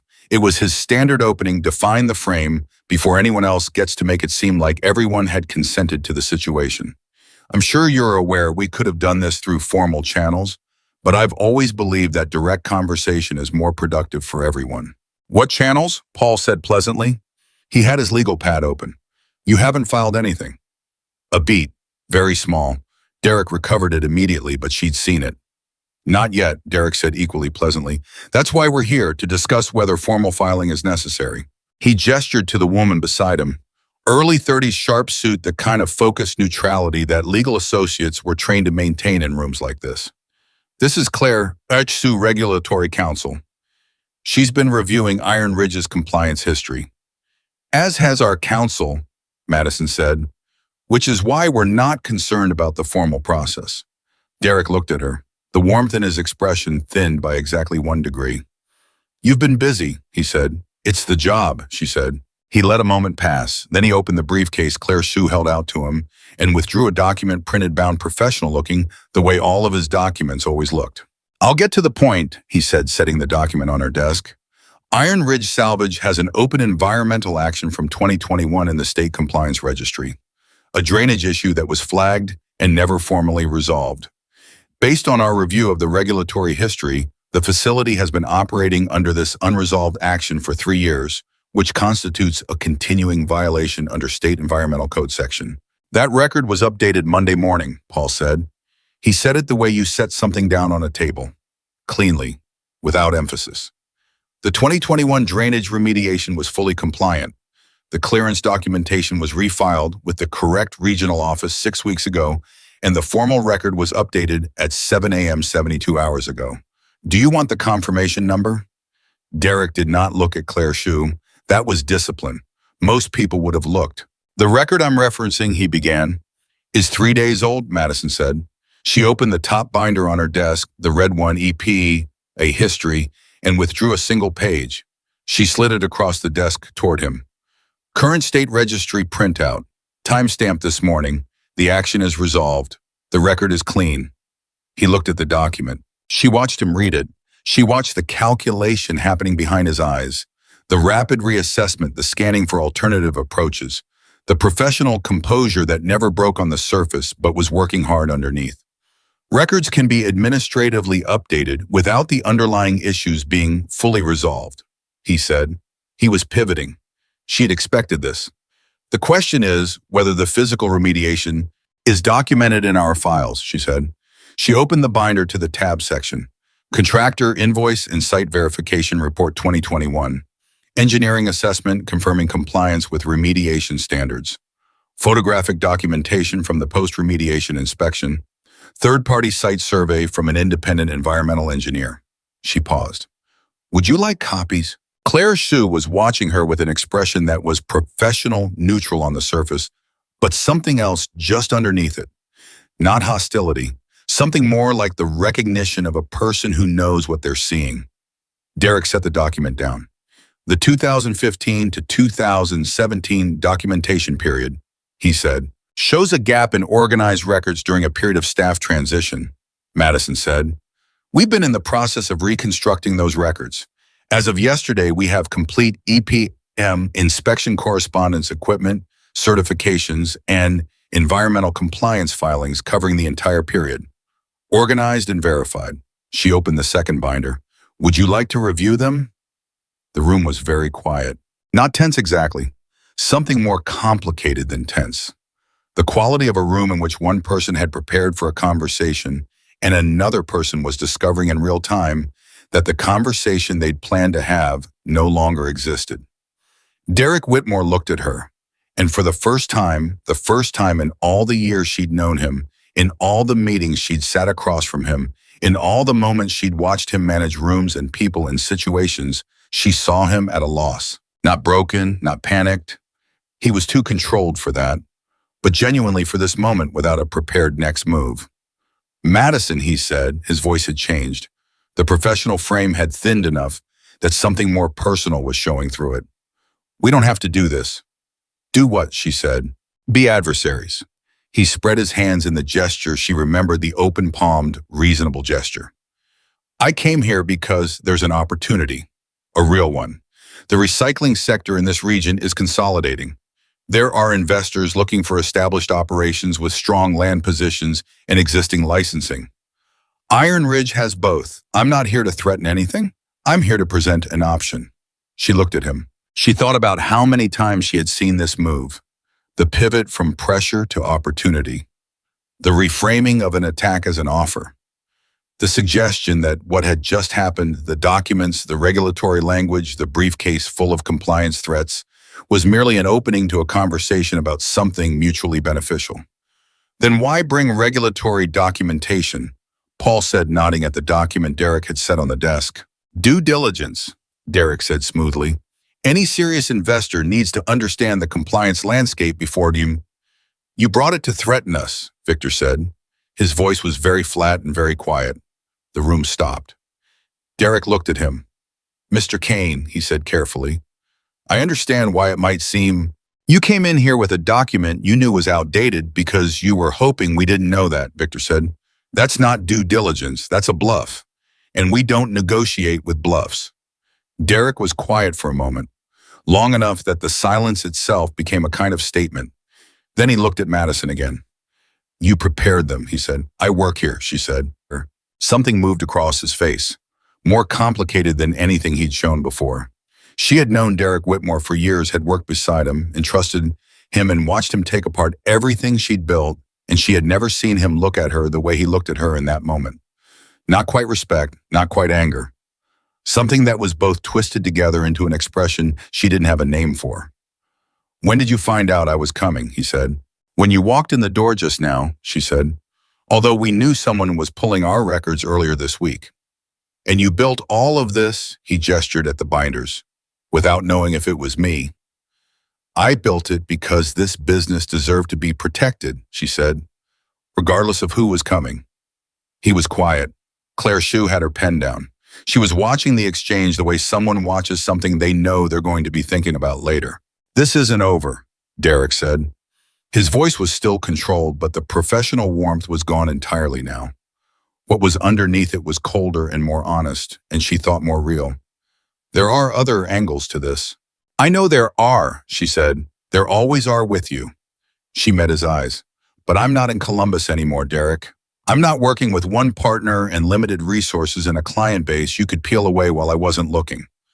I have a legal counsel and a complete compliance infrastructure and 35 years of documented operational history.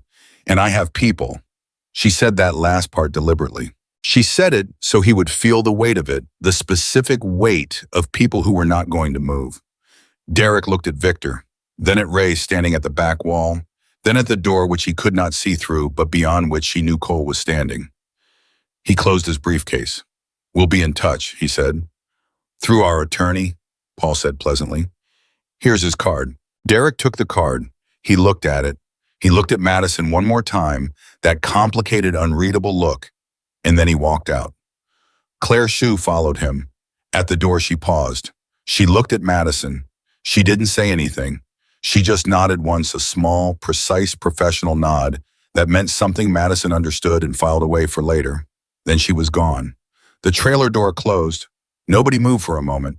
Then Ray said from the back of the room, "That's it." "For now," Madison said. "He'll come back," Victor said. "He said he would," she said, "and he meant it. He's not done." She looked at Paul. "There are other angles. He wasn't wrong about that. He'll look for something we missed, something we can't document, something personal. He always has more than one approach." Paul was already making notes. "I'll run a full search on him tonight. Any regulatory complaints he's been associated with, any litigation, any disciplinary actions. If he's done this before, he's done it before," she said. "I can give you 4 specific businesses from the past 7 years. I can give you names, dates, outcomes." Paul looked up. "You've been compiling this," he said. "For a year and a half," she said. "Since I figured out what he did to our company, I kept a file." The room was quiet again. Victor was looking at her with the expression she still didn't have a complete name for the one that had first appeared when she'd handed him a solution the same moment she handed him a problem. It was something in the region of recognition, of seeing something clearly for the first time that you had been looking at from the wrong angle before. "A year and a half," he said quietly. "I didn't know how I was going to use it," and she said, "I just knew I needed to have it." He nodded. "Send Paul everything you have," he said. She turned to her computer. Her hands were not shaking. She had expected them to shake in the aftermath of Derek standing in this room, of hearing his voice, of facing the things she had been running from for 14 months. She had expected some version of the collapse that happens after adrenaline fades, but her hands were steady. Ray came up beside her desk. He stood there for a moment, not saying anything, which was a thing she had come to understand was his version of checking in. "You okay?" he finally said. "Yes," she said. "You sure?" She looked up at him, at his face weathered and careful and genuinely concerned in the unpretentious way that was the only kind of concern Ray allowed himself. "He's smaller than I remembered," she said. Ray looked at her for a moment. Then he said, "Men who try to make themselves big by making other things small always are." She stared at him. He shrugged. "My mother used to say that." "Your mother was wise," she said. "Don't tell her that," he said. "She'll never let me hear the end of it." She almost laughed. Actually, almost laughed, which was remarkable given everything. She turned back to her computer. She began pulling the file she'd kept for a year and a half, the document that had grown page by page in the time since she'd stood in the ruins of her company and started understanding what had happened to it. The file she had built not knowing where it would be used, or when only knowing that she needed to build it, because the truth mattered even when no one was ready to hear it yet. She sent it to Paul. Then she sat back in her chair and breathed. Outside, the yard ran. The bell rang for the afternoon break. Someone laughed about something loud and unself-conscious, the laugh of a person who feels safe enough to be loud. Derek Whitmore was in a dark blue sedan somewhere on the road out of Iron Ridge. He was not finished. She knew that, but neither was she. And this time, for the first time since all of this had started, she was not finishing something alone. Paul Garrett called at 7:14 the next morning. Madison was already at her desk. She had been there since 6, working through the secondary documentation, the vendor contracts, the equipment certifications, the safety inspection records, because she understood that Derek Whitmore's first visit had been a probe, not an attack. He had come to see what they had. He had found more than he expected. He would go back now and recalibrate, find the angle he'd missed, come back with something sharper. She intended to close every gap before he did. Her phone rang and she picked it up before the second ring. "Tell me," she said. "I spent last night going through the file you sent me," Paul said. His voice had the quality it got when he was processing something significant, stripped of its usual professional warmth, tight and focused. "Madison, this is not a file someone puts together in a year and a half. This is a prosecutorial brief." She was quiet for a moment. "I know what it is," she said. 4 businesses, Paul said. 4 documented cases where Derek Whitmore identified a regulatory vulnerability, filed or coordinated the filing of a formal complaint, and then inserted himself as a consultant during the resulting uncertainty. In 3 of those 4 cases, the business owner ended up in a settlement arrangement that resulted in Whitmore or his affiliated entities acquiring equity stakes. "The 4th one fought him," she said. "The 4th one fought him and won," Paul said. "A trucking company in Missouri. They had an attorney who knew what was happening and moved fast enough to get an injunction on the complaint process. Whitmore withdrew. He withdrew because the injunction exposed the complaint as coordinated, she said. He relies on the process looking independent. Once it looks coordinated, it becomes something else legally. Witness to a pattern, Paul said. Yes, he paused. Madison, did you keep this file because you were planning to do something with it? I kept it because I needed to know the truth about what happened to me, she said. And because I thought that someday someone might need what was in it. A long pause. Can I ask you something personal? Paul said. You can ask. The company he destroyed, Blake and Whitmore. You co-founded it. You built it for 8 years. What was it worth at its peak? She had not thought about this number in a long time. She had worked very hard not to think about it, because thinking about it led to a specific kind of rage that wasn't useful and took up space she needed for other things. Conservative estimate, about $4 million in firm value, she said.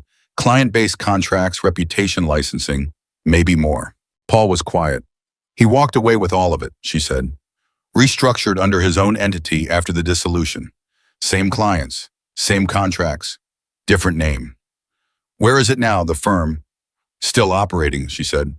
Under the name Whitmore Environmental Advisory. Annual revenue approximately $2.3 million, based on the last public disclosure I could find. Paul exhaled slowly. Madison, he said. What I'm looking at in this file, if it were organized correctly and submitted to the right people, this isn't just a defense against what he's doing to Iron Ridge. This is potential evidence of a pattern of business fraud. She had known that. She had known it for a year and a half and had done nothing with it because she'd had no standing, no resources, no allies, and no platform from which to do anything. You didn't go up against someone like Derek Whitmore with nothing.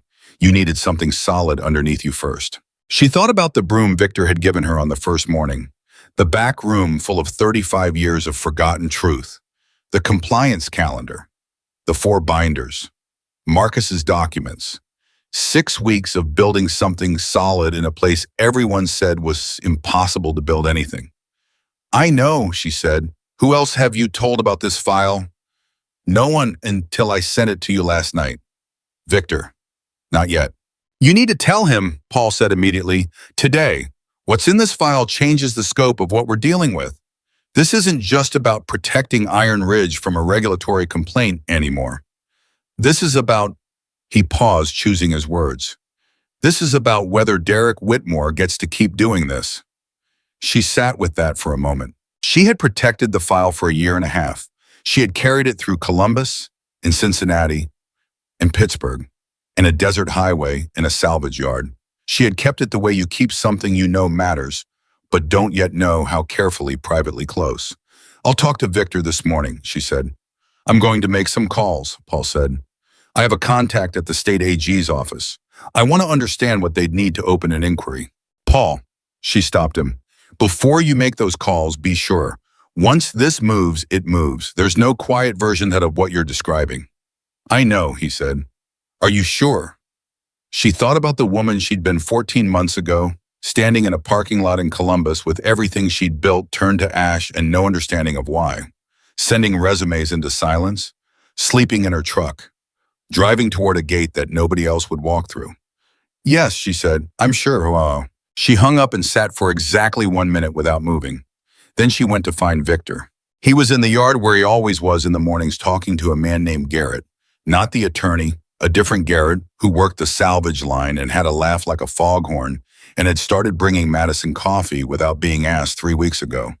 They were looking at something in an engine compartment, and the conversation was technical, and she waited at the edge of it until Victor saw her and read her face the way he'd learned to read it, not dramatically, just the small tightening of attention that meant he understood she needed him now.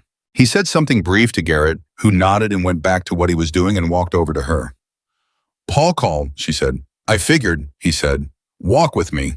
They walked toward the back of the yard, away from the noise of the machinery, to the quieter section near the fence, where the oldest salvage sat cars from the 80s and 90s, stripped and stacked, waiting for their final processing. She told him about the file. She told him all of it. What she'd built over a year and a half, working backward from the collapse of her company, the 4 businesses, the pattern, the documented sequence of complaint, consultation, and acquisition. The Missouri trucking company that had fought and won, the 3 that hadn't, the firm value she'd lost. The $2 million operation Derek was currently running on the foundation of what he'd taken from her. Victor listened without interrupting. When she finished, he was quiet for a long moment. They had stopped walking. The yard sounds were distant enough that she could hear the wind moving through the lot. "You've been carrying this the whole time," he said. "Yes." "Since before you came here?" "Yes." "And you didn't say anything because it wasn't relevant to the Chipibai," she said. "And because I needed to do the job before anything else. I needed to build something real here before I had the standing to use what I knew." She paused. "And honestly, I needed to trust someone before I handed them something that important." He looked at her. "You trust us now," he said. "Not a question." "I trust you now," she said. "Yes." He was quiet for another long moment, looking at the old cars, the things that had come here broken and been slowly, patiently reduced to their essential components. "What does Paul want to do?" he said. "Make calls to the state AG's office," she said. "Understand what an inquiry would need. If the file is as strong as he thinks." "Is it?" "Yes," she said simply. "Then it moves," Victor said.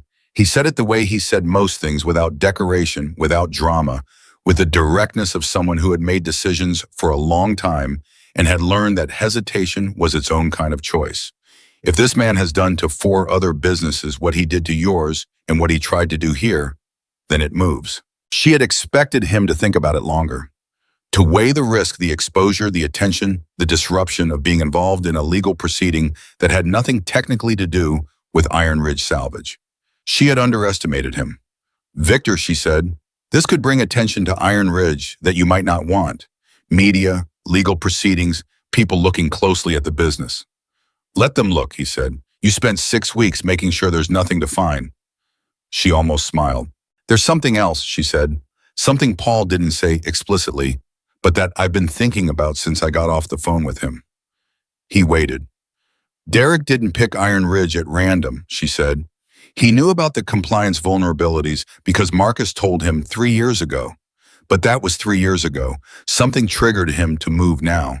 Something made this yard specifically interesting enough to come after at this particular moment." Victor was very still. "What?" he said. "I don't know yet," she said. "But I think we need to find out. Because if he has a specific objective here, something beyond the pattern of extract and acquire that he's done before, we need to understand what it is before he comes back." Victor looked at her for a long moment. "The land," he said slowly. She waited. "The land this yard sits on," he said. "We own 43 acres. We bought the original parcel in 1987 and added to it 3 times. The last edition was 2019.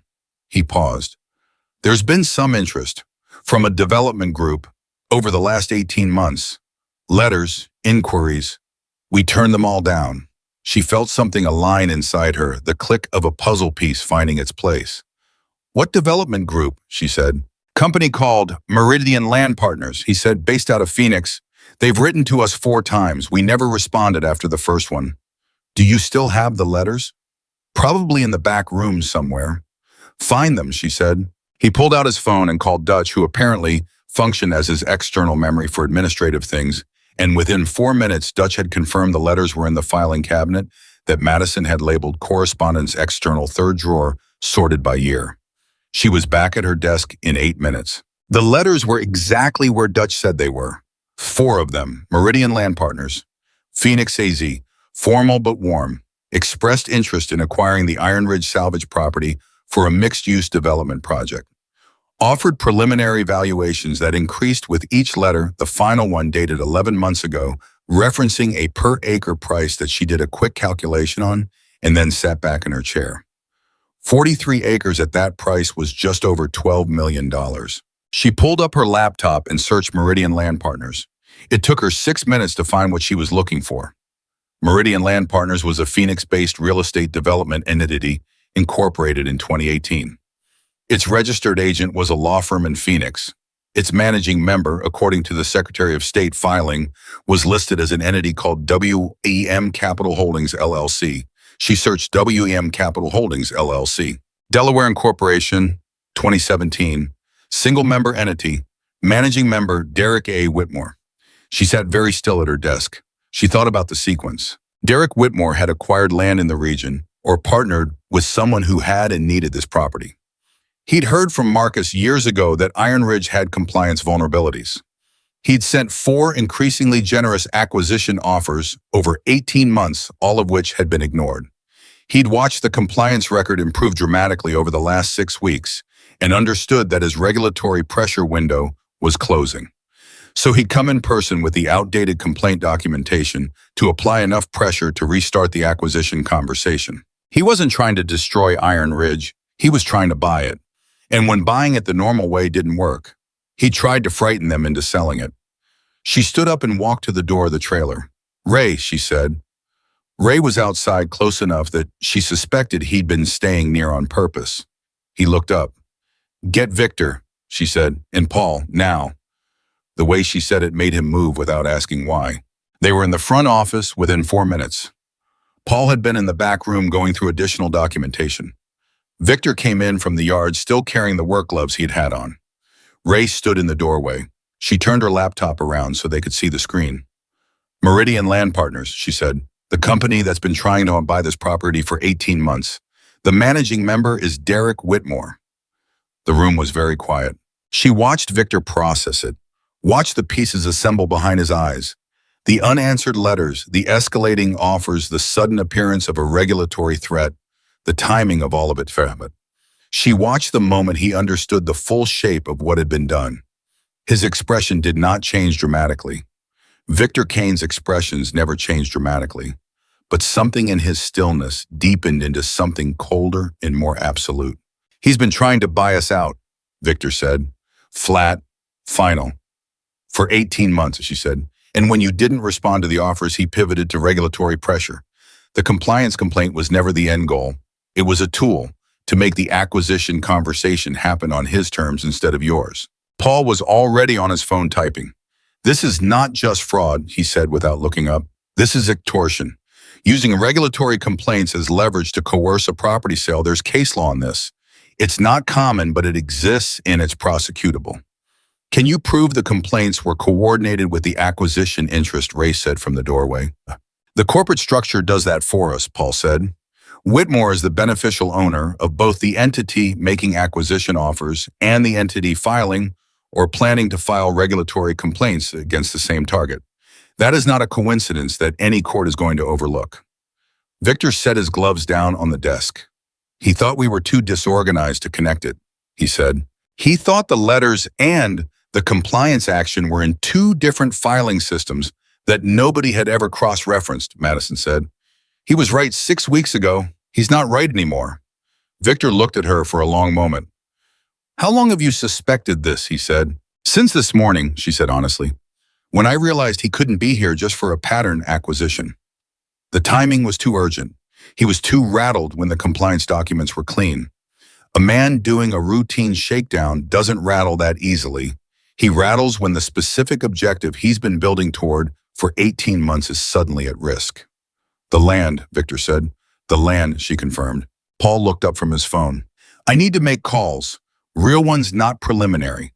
This is bigger than what I handle day to day, and I want to bring in someone with specific fraud prosecution experience. Do I have authorization?" He was looking at Victor. Victor looked at Madison. She understood what that look meant. Not passing the decision. Asking for her read, her assessment, her call on whether this was the right move, the right time, the right direction. She thought about it for exactly 5 seconds. "Yes," she said. "Make the calls." Paul walked out of the trailer with his phone already to his ear. Ray hadn't moved from the doorway. He was looking at Victor in the way he looked at Victor when something important had shifted, and he was waiting to understand what it meant. "The land is worth $12 million, Victor said quietly. It wasn't addressed to anyone. It was the sound of a man calculating something. "At Whitmore's offered price," Madison said, "which was likely below market if he was planning to develop it." "Below market," Victor repeated. "Mixed-use development in this region. 43 acres with existing infrastructure and licensed operational status." She paused. "I haven't done a full appraisal analysis, but yes, likely below market." Victor sat down in the chair across from her desk. She had rarely seen him sit in that chair. He was a man who stood, who moved, who operated in the physical space of the yard. Sitting across from her desk gave him an air of having arrived somewhere he hadn't expected to end up. "We built this place from nothing," he said. 1987, I was 21 years old and I had a truck, a chain hoist, and a handshake deal with a farmer who owned the original parcel and wanted someone to clean up the wrecks on it. He looked at his hands. Every acre we added, we earned. Every license, every permit, every piece of equipment, we earned it. "I know," she said. "And some man in an expensive suit decided it was his," Victor said. "Yes," he looked at her. "Not today," he said. "No," she said, "not today." Ray made a sound from the doorway that was not quite a word, a low affirming sound, the kind that meant agreement at a level deeper than vocabulary. The rest of the morning moved fast. Paul came back in at 10:30 with the name of a fraud litigation attorney in Phoenix, a woman named Sandra Reeves who specialized in business extortion and had, according to Paul, a record against coordinated regulatory fraud that he described as formidable in the tone of a man who used that word carefully. She wanted to see the file. Madison sent it within the hour. Sandra Reeves called back at noon. Madison put her on speaker. The attorney's voice was direct and unhurried, which was exactly what you wanted from someone about to tell you how difficult something was going to be. "I've read the file," Sandra said. "Ms. Blake, how long did it take you to compile this?" "A year and a half," Madison said. "And you built it from what publicly available records?" "Mostly. Some documentation from former employees of the affected businesses who I contacted directly. One case where I had personal access to internal communications from before the dissolution." "Your own company," Sandra said. "Yes." A pause. "This is admissible, most of it. There are some pieces I'd want to verify independently, but the structural argument, the pattern, the timeline, the corporate connections is solid. Better than solid." "What does an inquiry look like from here?" Paul said. "It depends on how we approach it," Sandra said. "State AG can open an inquiry based on what's here. If they open it, Whitmore is likely to know within a week these things aren't confidential at the investigation stage, which means you need to be prepared for him to move fast if he has any remaining leverage." "He doesn't," Madison said. "His regulatory angle is closed. The compliance record is clean. The documentation gap is filled. He has nothing to file that we can't immediately answer." "What about personal pressure?" Sandra said. "Litigation against you individually. He knows you compiled this file. He may come after your credibility, your employment history, the dissolution of your former company." "Let him," Madison said. A pause on the other end of the line. "Ms. Blake," Sandra said, "I want you to understand what that means. If this goes forward, you will be deposed. Your history will be examined. The dissolution of Blake and Whitmore will be opened, and everything in it, including your role, your decisions, your professional conduct will be scrutinized." "I know," Madison said, "and you are willing to go through that." She thought about the parking lot in Columbus, the 47 resumes, the laundromat room in Pittsburgh, the drive across 3 states with a handwritten note and a near-empty tank. She thought about what she'd found when she got here. "I'm willing to go through that," she said. Victor across the desk was watching her. His expression was the one she still didn't have a complete name for, the one that had been developing in layers since the day she'd handed him the solution before she showed him the problem. He nodded. Once. She looked back at the phone. "Move forward," she said. "All right," Sandra said. "I'll need original documentation, not copies. Can you courier the core file to my Phoenix office?" "Today," Paul said. "I'll handle it." "One more thing," Sandra said. "Iron Ridge Salvage and its principals, Mr. Kane specifically, will likely be called as witnesses if this proceeds to litigation. Is that going to be a problem?" Paul looked at Victor. Victor said no. It was, she thought, possibly the most decisive single word she had ever heard spoken. "Then we're in motion," Sandra said. "I'll be in touch by end of day." The call ended. The trailer was quiet for a moment. Then Ray said from his position near the door where he had been standing for almost 2 hours, "We just went to war." "We were already at war," Madison said. "Now we're fighting back." He nodded slowly. "Yeah," he said. "Okay, yeah." He went outside. Through the window, she could hear him a moment later saying something to the men in the yard. Not much, not the full story, just enough. She knew the way information moved through Iron Ridge by now. It moved in fragments and arrived complete. By the end of the day, everyone would know something significant had happened. By morning, they would understand the shape of it. Paul spent the next 2 hours organizing the documentation for the courier. Madison helped him not because he needed her help, but because she needed to do something with her hands. The physical act of organizing, separating, verifying she had learned over the weeks at Iron Ridge that it settled something in her that nothing else quite reached. At 2 p.m. something happened. A chairman that she hadn't anticipated. Her personal cell phone rang with a number she didn't recognize. Arizona area code. She answered it. "Ms. Blake," a woman's voice. Young, controlled. "This is Claire Shue. We met yesterday." Madison went very still. "I remember," she said carefully. "I'm calling on a personal basis," Claire said. "Not in any professional capacity. I want to be clear about that." "Okay," Madison said. A pause. "I've been working for Derek Whitmore for 14 months, Claire said. "The Iron Ridge matter is the fourth regulatory compliance action I've been involved in during that time." Madison closed her eyes for 2 seconds. "And the other 3, she said. "Proceeded in the way he intended them to," Claire said. I told myself it was standard competitive business practice, aggressive but legal, that the businesses involved had genuine compliance issues that were being addressed through the process. "But," Madison said, "but the other 3 didn't have someone like you," Claire said. "They didn't have documentation that disproved the complaint on the spot. And watching what happened yesterday, watching him try to use a document he knew was outdated." She stopped, restarted. "He knew it was outdated. He told me before we walked in that there was a chance the record had been updated, but that the psychological impact of presenting the complaint in person was worth the risk." Madison's hand tightened on the phone. "He knew," she said. "He knew," Claire said. "He was counting on the fact that even if you could disprove the specific document, the presence of an official-looking regulatory complaint in a room with his manner and his preparation would be enough to make someone hesitate, to make the offer of settlement feel like the easier path." Madison was silent for a moment. "Why are you telling me this?" she said. A long pause. "Because I'm an attorney," Claire said. "And what I watched him do yesterday, what I now understand I've been helping him do, that's not something I can keep calling standard practice." She paused.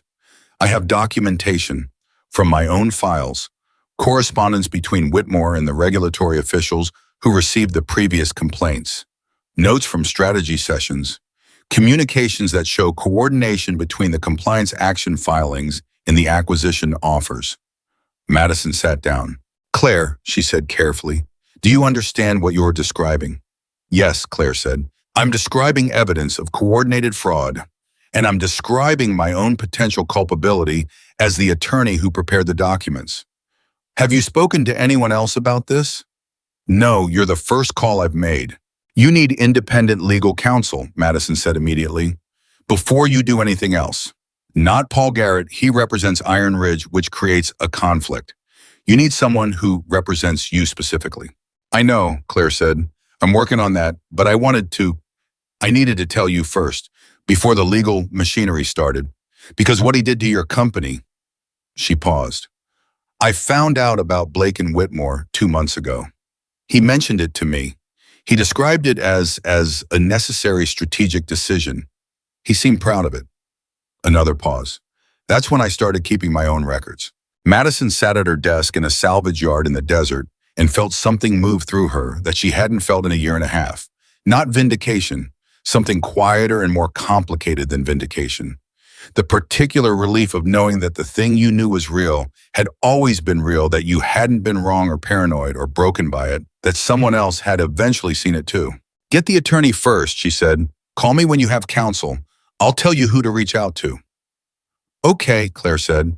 Then after a pause, "I'm sorry for what was done to your company, for my part in what almost happened here." Madison thought about what to say.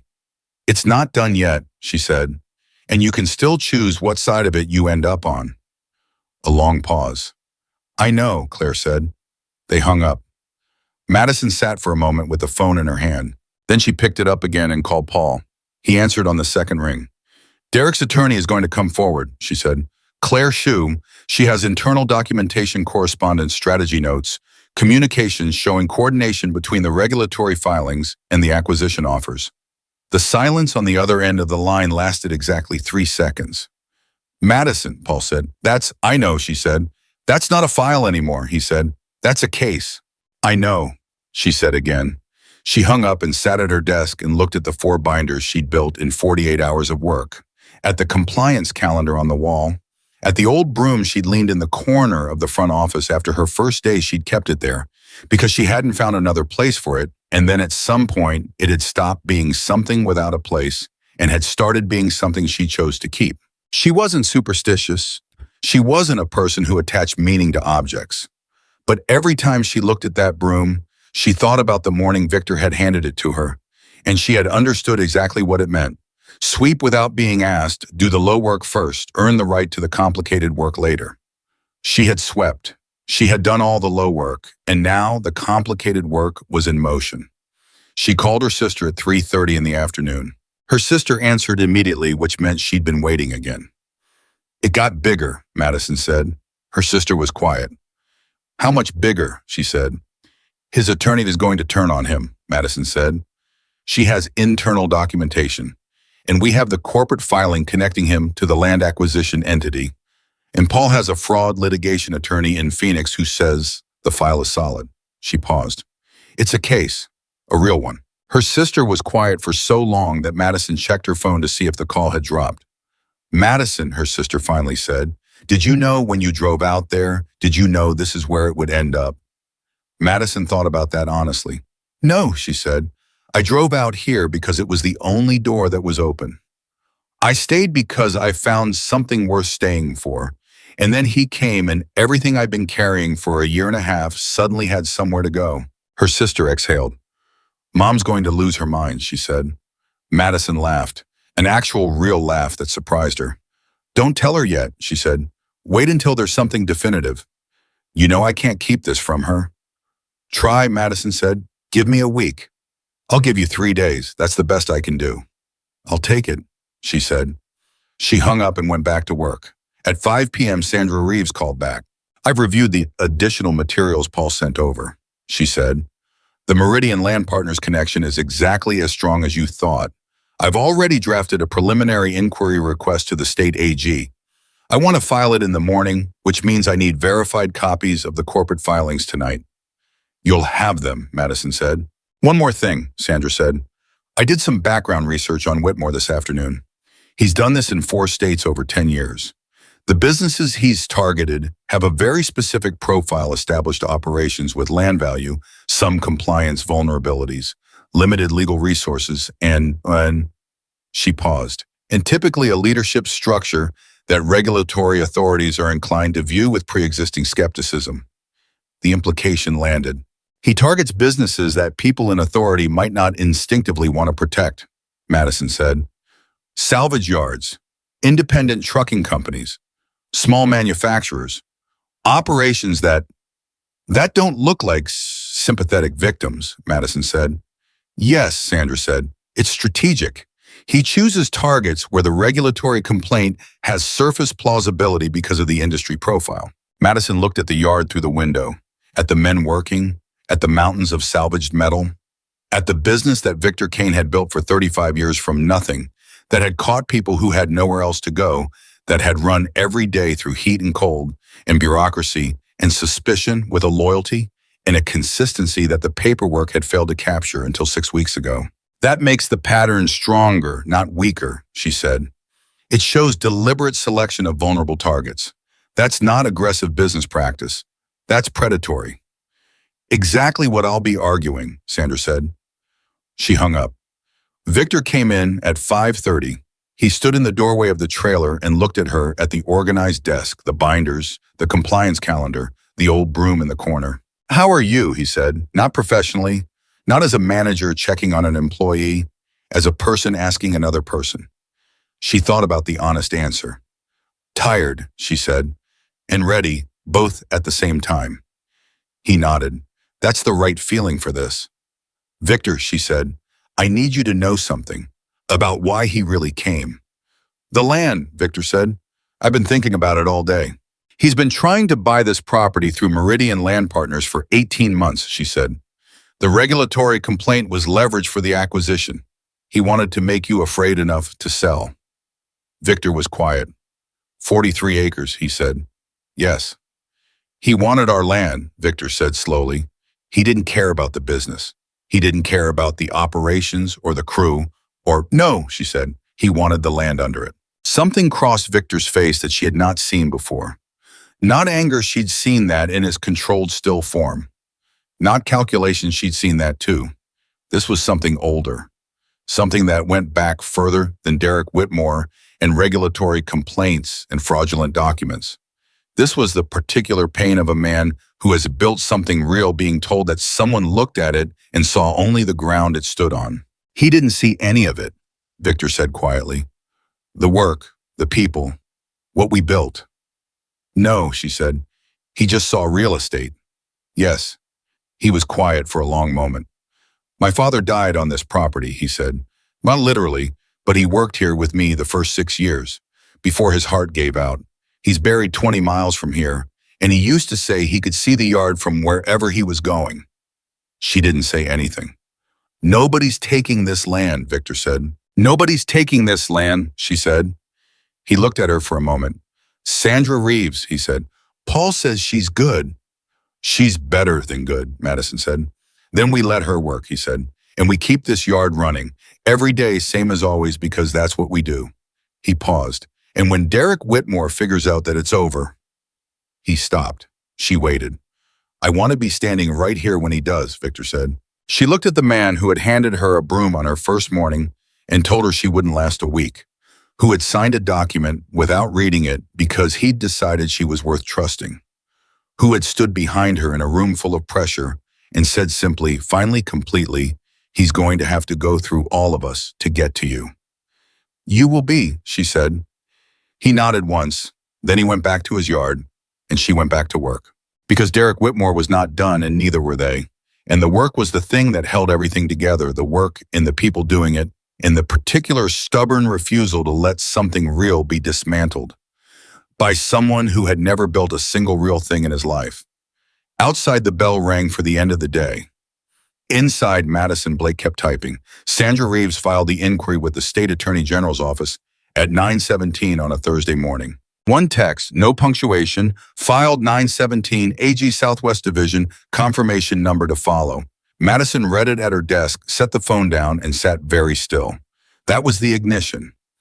Everything before the file she'd carried for 14 months, the 4 binders Claire's called the Meridian Land Partners connection, all of it had been fuel. This was the match.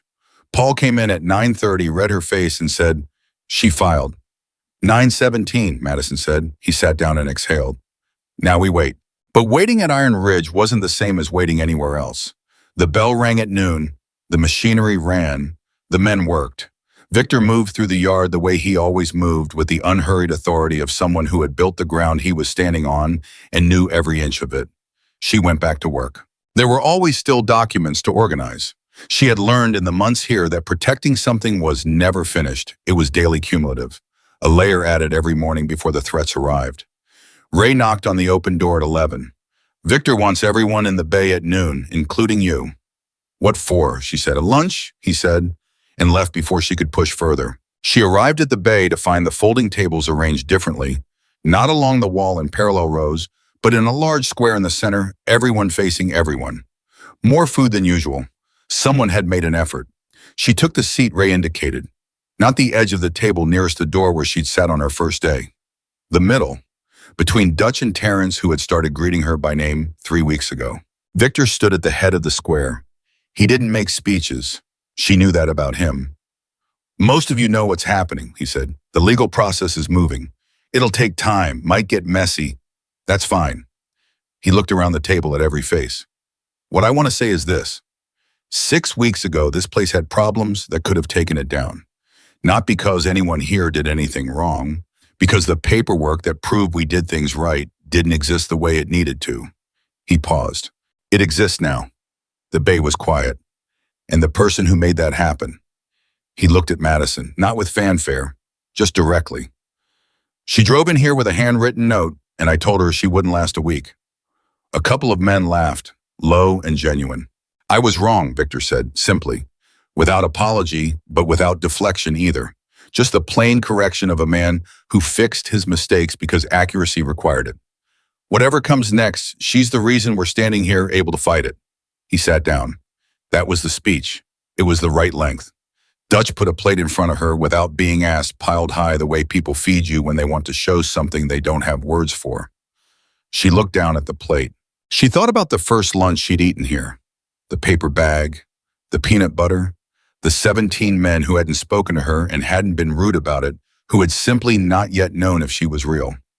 She was real now. She picked up her fork and let herself, for the length of one meal, simply be in it without analyzing it or protecting herself from wanting it too much. She just sat there and let it be real. Derek Whitmore called at 2:48 that afternoon. She let it ring twice, then she answered. You filed an inquiry with the AG, he said. His voice was controlled, but she heard what lived underneath, not panic yet, but the tautness of someone discovering the game board had changed without his permission.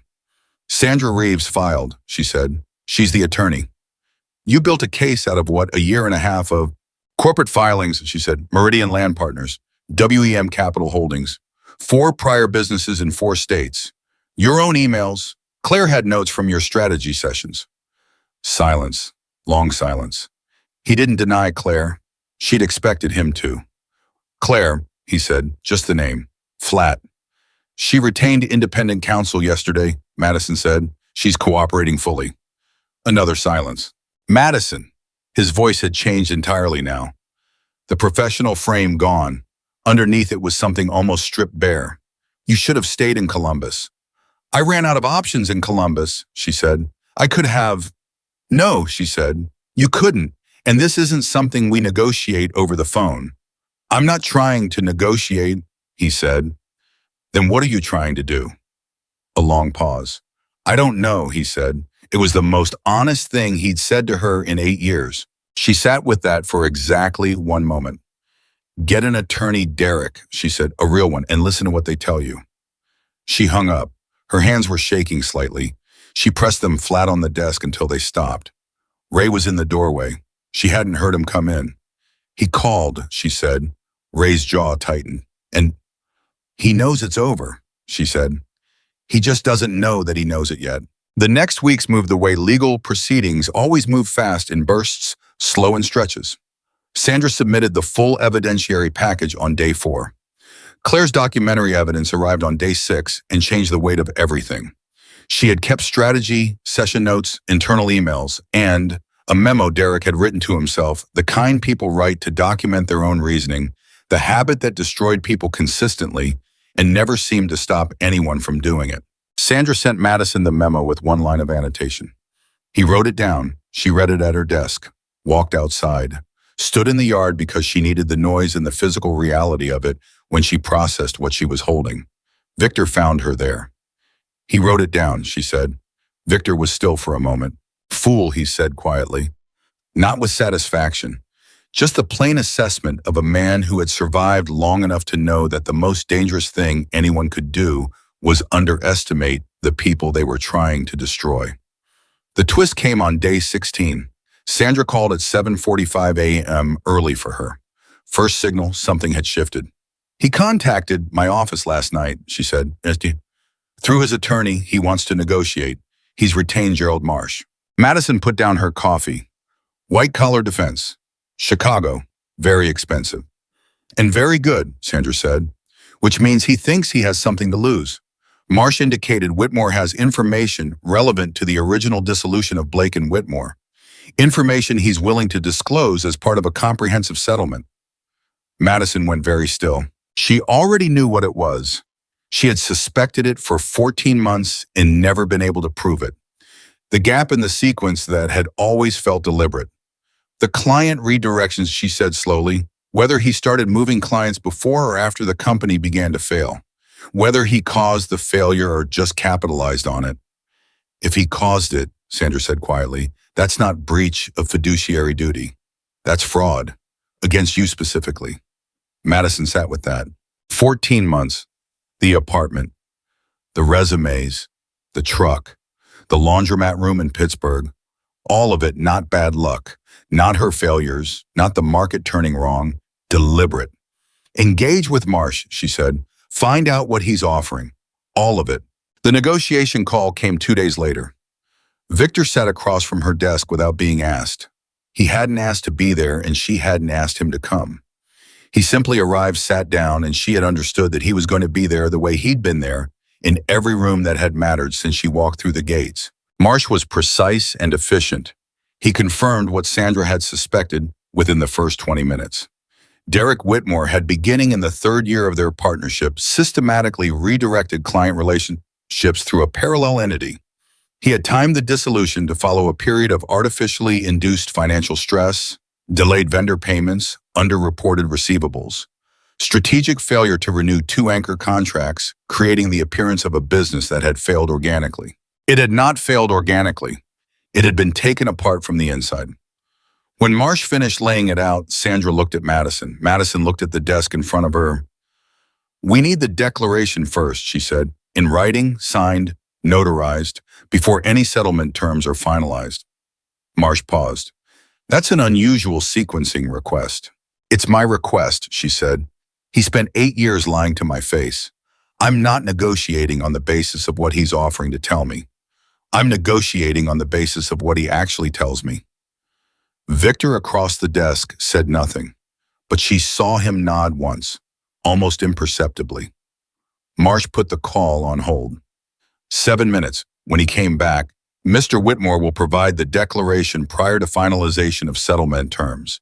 24 hours. 24 hours, Sandra confirmed. The declaration arrived the next day at 4 p.m. Madison read every page at her desk, every paragraph of precise formal language describing what Derek Whitmore had done to her company, her career, 8 years of her life. She read it twice. Then she set it down and looked at the old broom in the corner. She called Sandra. "It's complete," she said. "It's complete," Sandra said. "Valid, notarized, admissible. Madison, this is everything." "Then let's talk settlement terms," she said. The settlement took 11 days to finalize. Meridian Land Partners withdrew all acquisition interest in the Iron Ridge property with a 10-year non-approach covenant filed against the title. Derek's regulatory consulting practice was placed under AG oversight for 3 years. Civil restitution to the 3 prior businesses totaled a figure their attorneys called significant. Claire Shue received prosecutorial immunity in exchange for full cooperation. And Derek Whitmore entered a plea that included restitution oversight and a permanent ban from regulatory consulting in the state. For Madison, for the 8 years and the $4 million, and the parking lots, and the 47 resumes, and the truck with the cracked mirror, Sandra told her the civil restitution figure on a Tuesday morning. Madison pressed her hands flat on the desk and breathed. "It's not everything you lost," Sandra said. "It never is, but it's real, and it's yours." "I know," Madison said. She found Victor in the yard afterward. He read her face before she said a word. "Done," he said. "Done," she said. He nodded once, went back to what he'd been doing. No ceremony, no fanfare. The work was still there. The work didn't pause for milestones. She went back inside and kept going. Victor offered her the operations director position on a Friday afternoon. "The company needs what you've been building," he said. "Not just the records, the systems, the compliance infrastructure. The way you see the whole operation, where it's vulnerable, where it's strong. That's not records management. That's operations." She looked at him. "The salary reflects the title," he said.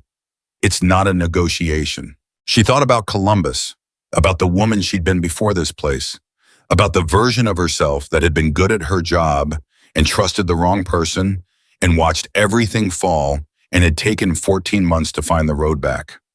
She had not found the road back to what she'd had before. She'd found the road to something better.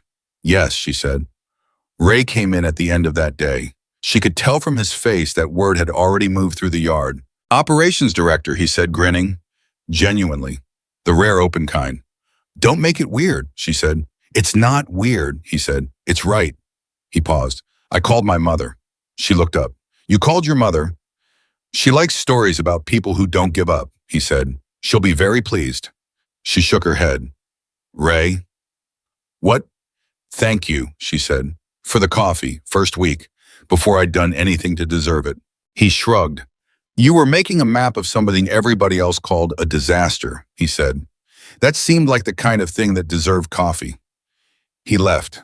She stayed at her desk until the light changed and the yard went quiet.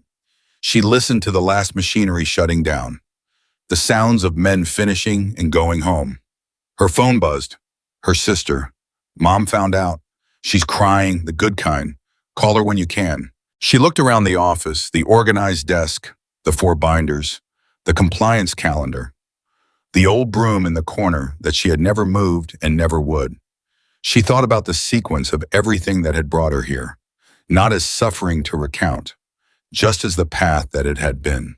The marriage that ended, the betrayal she didn't see coming, the parking lots, the resumes, the truck, the handwritten note from a stranger in a diner, the gate nobody else would walk through, the back room full of 35 years of forgotten truth, the broom, the coffee, the EPA report in the wrong box, the declaration, the settlement, the bell at noon. She had thought for a long time that what had happened to her was the story. She understood now that it had only been the beginning of one. Months later, when a reporter asked Victor what had changed at Iron Ridge, he said, "Everyone who came here wanted to fix us. Madison was the first person who actually understood us." The reporter asked Madison about it afterward. She thought about it for a moment. "He's wrong," she said. The reporter looked up. "He did the same thing for me," she said. "He just doesn't know it yet." She kept the broom. It stood in the corner of the operations director's office, her office in a salvage yard that everyone said was impossible to build anything in, as the reminder of everything she had learned when she walked through the gate nobody else would walk through. That the place everyone warns you to avoid is sometimes exactly where you find yourself.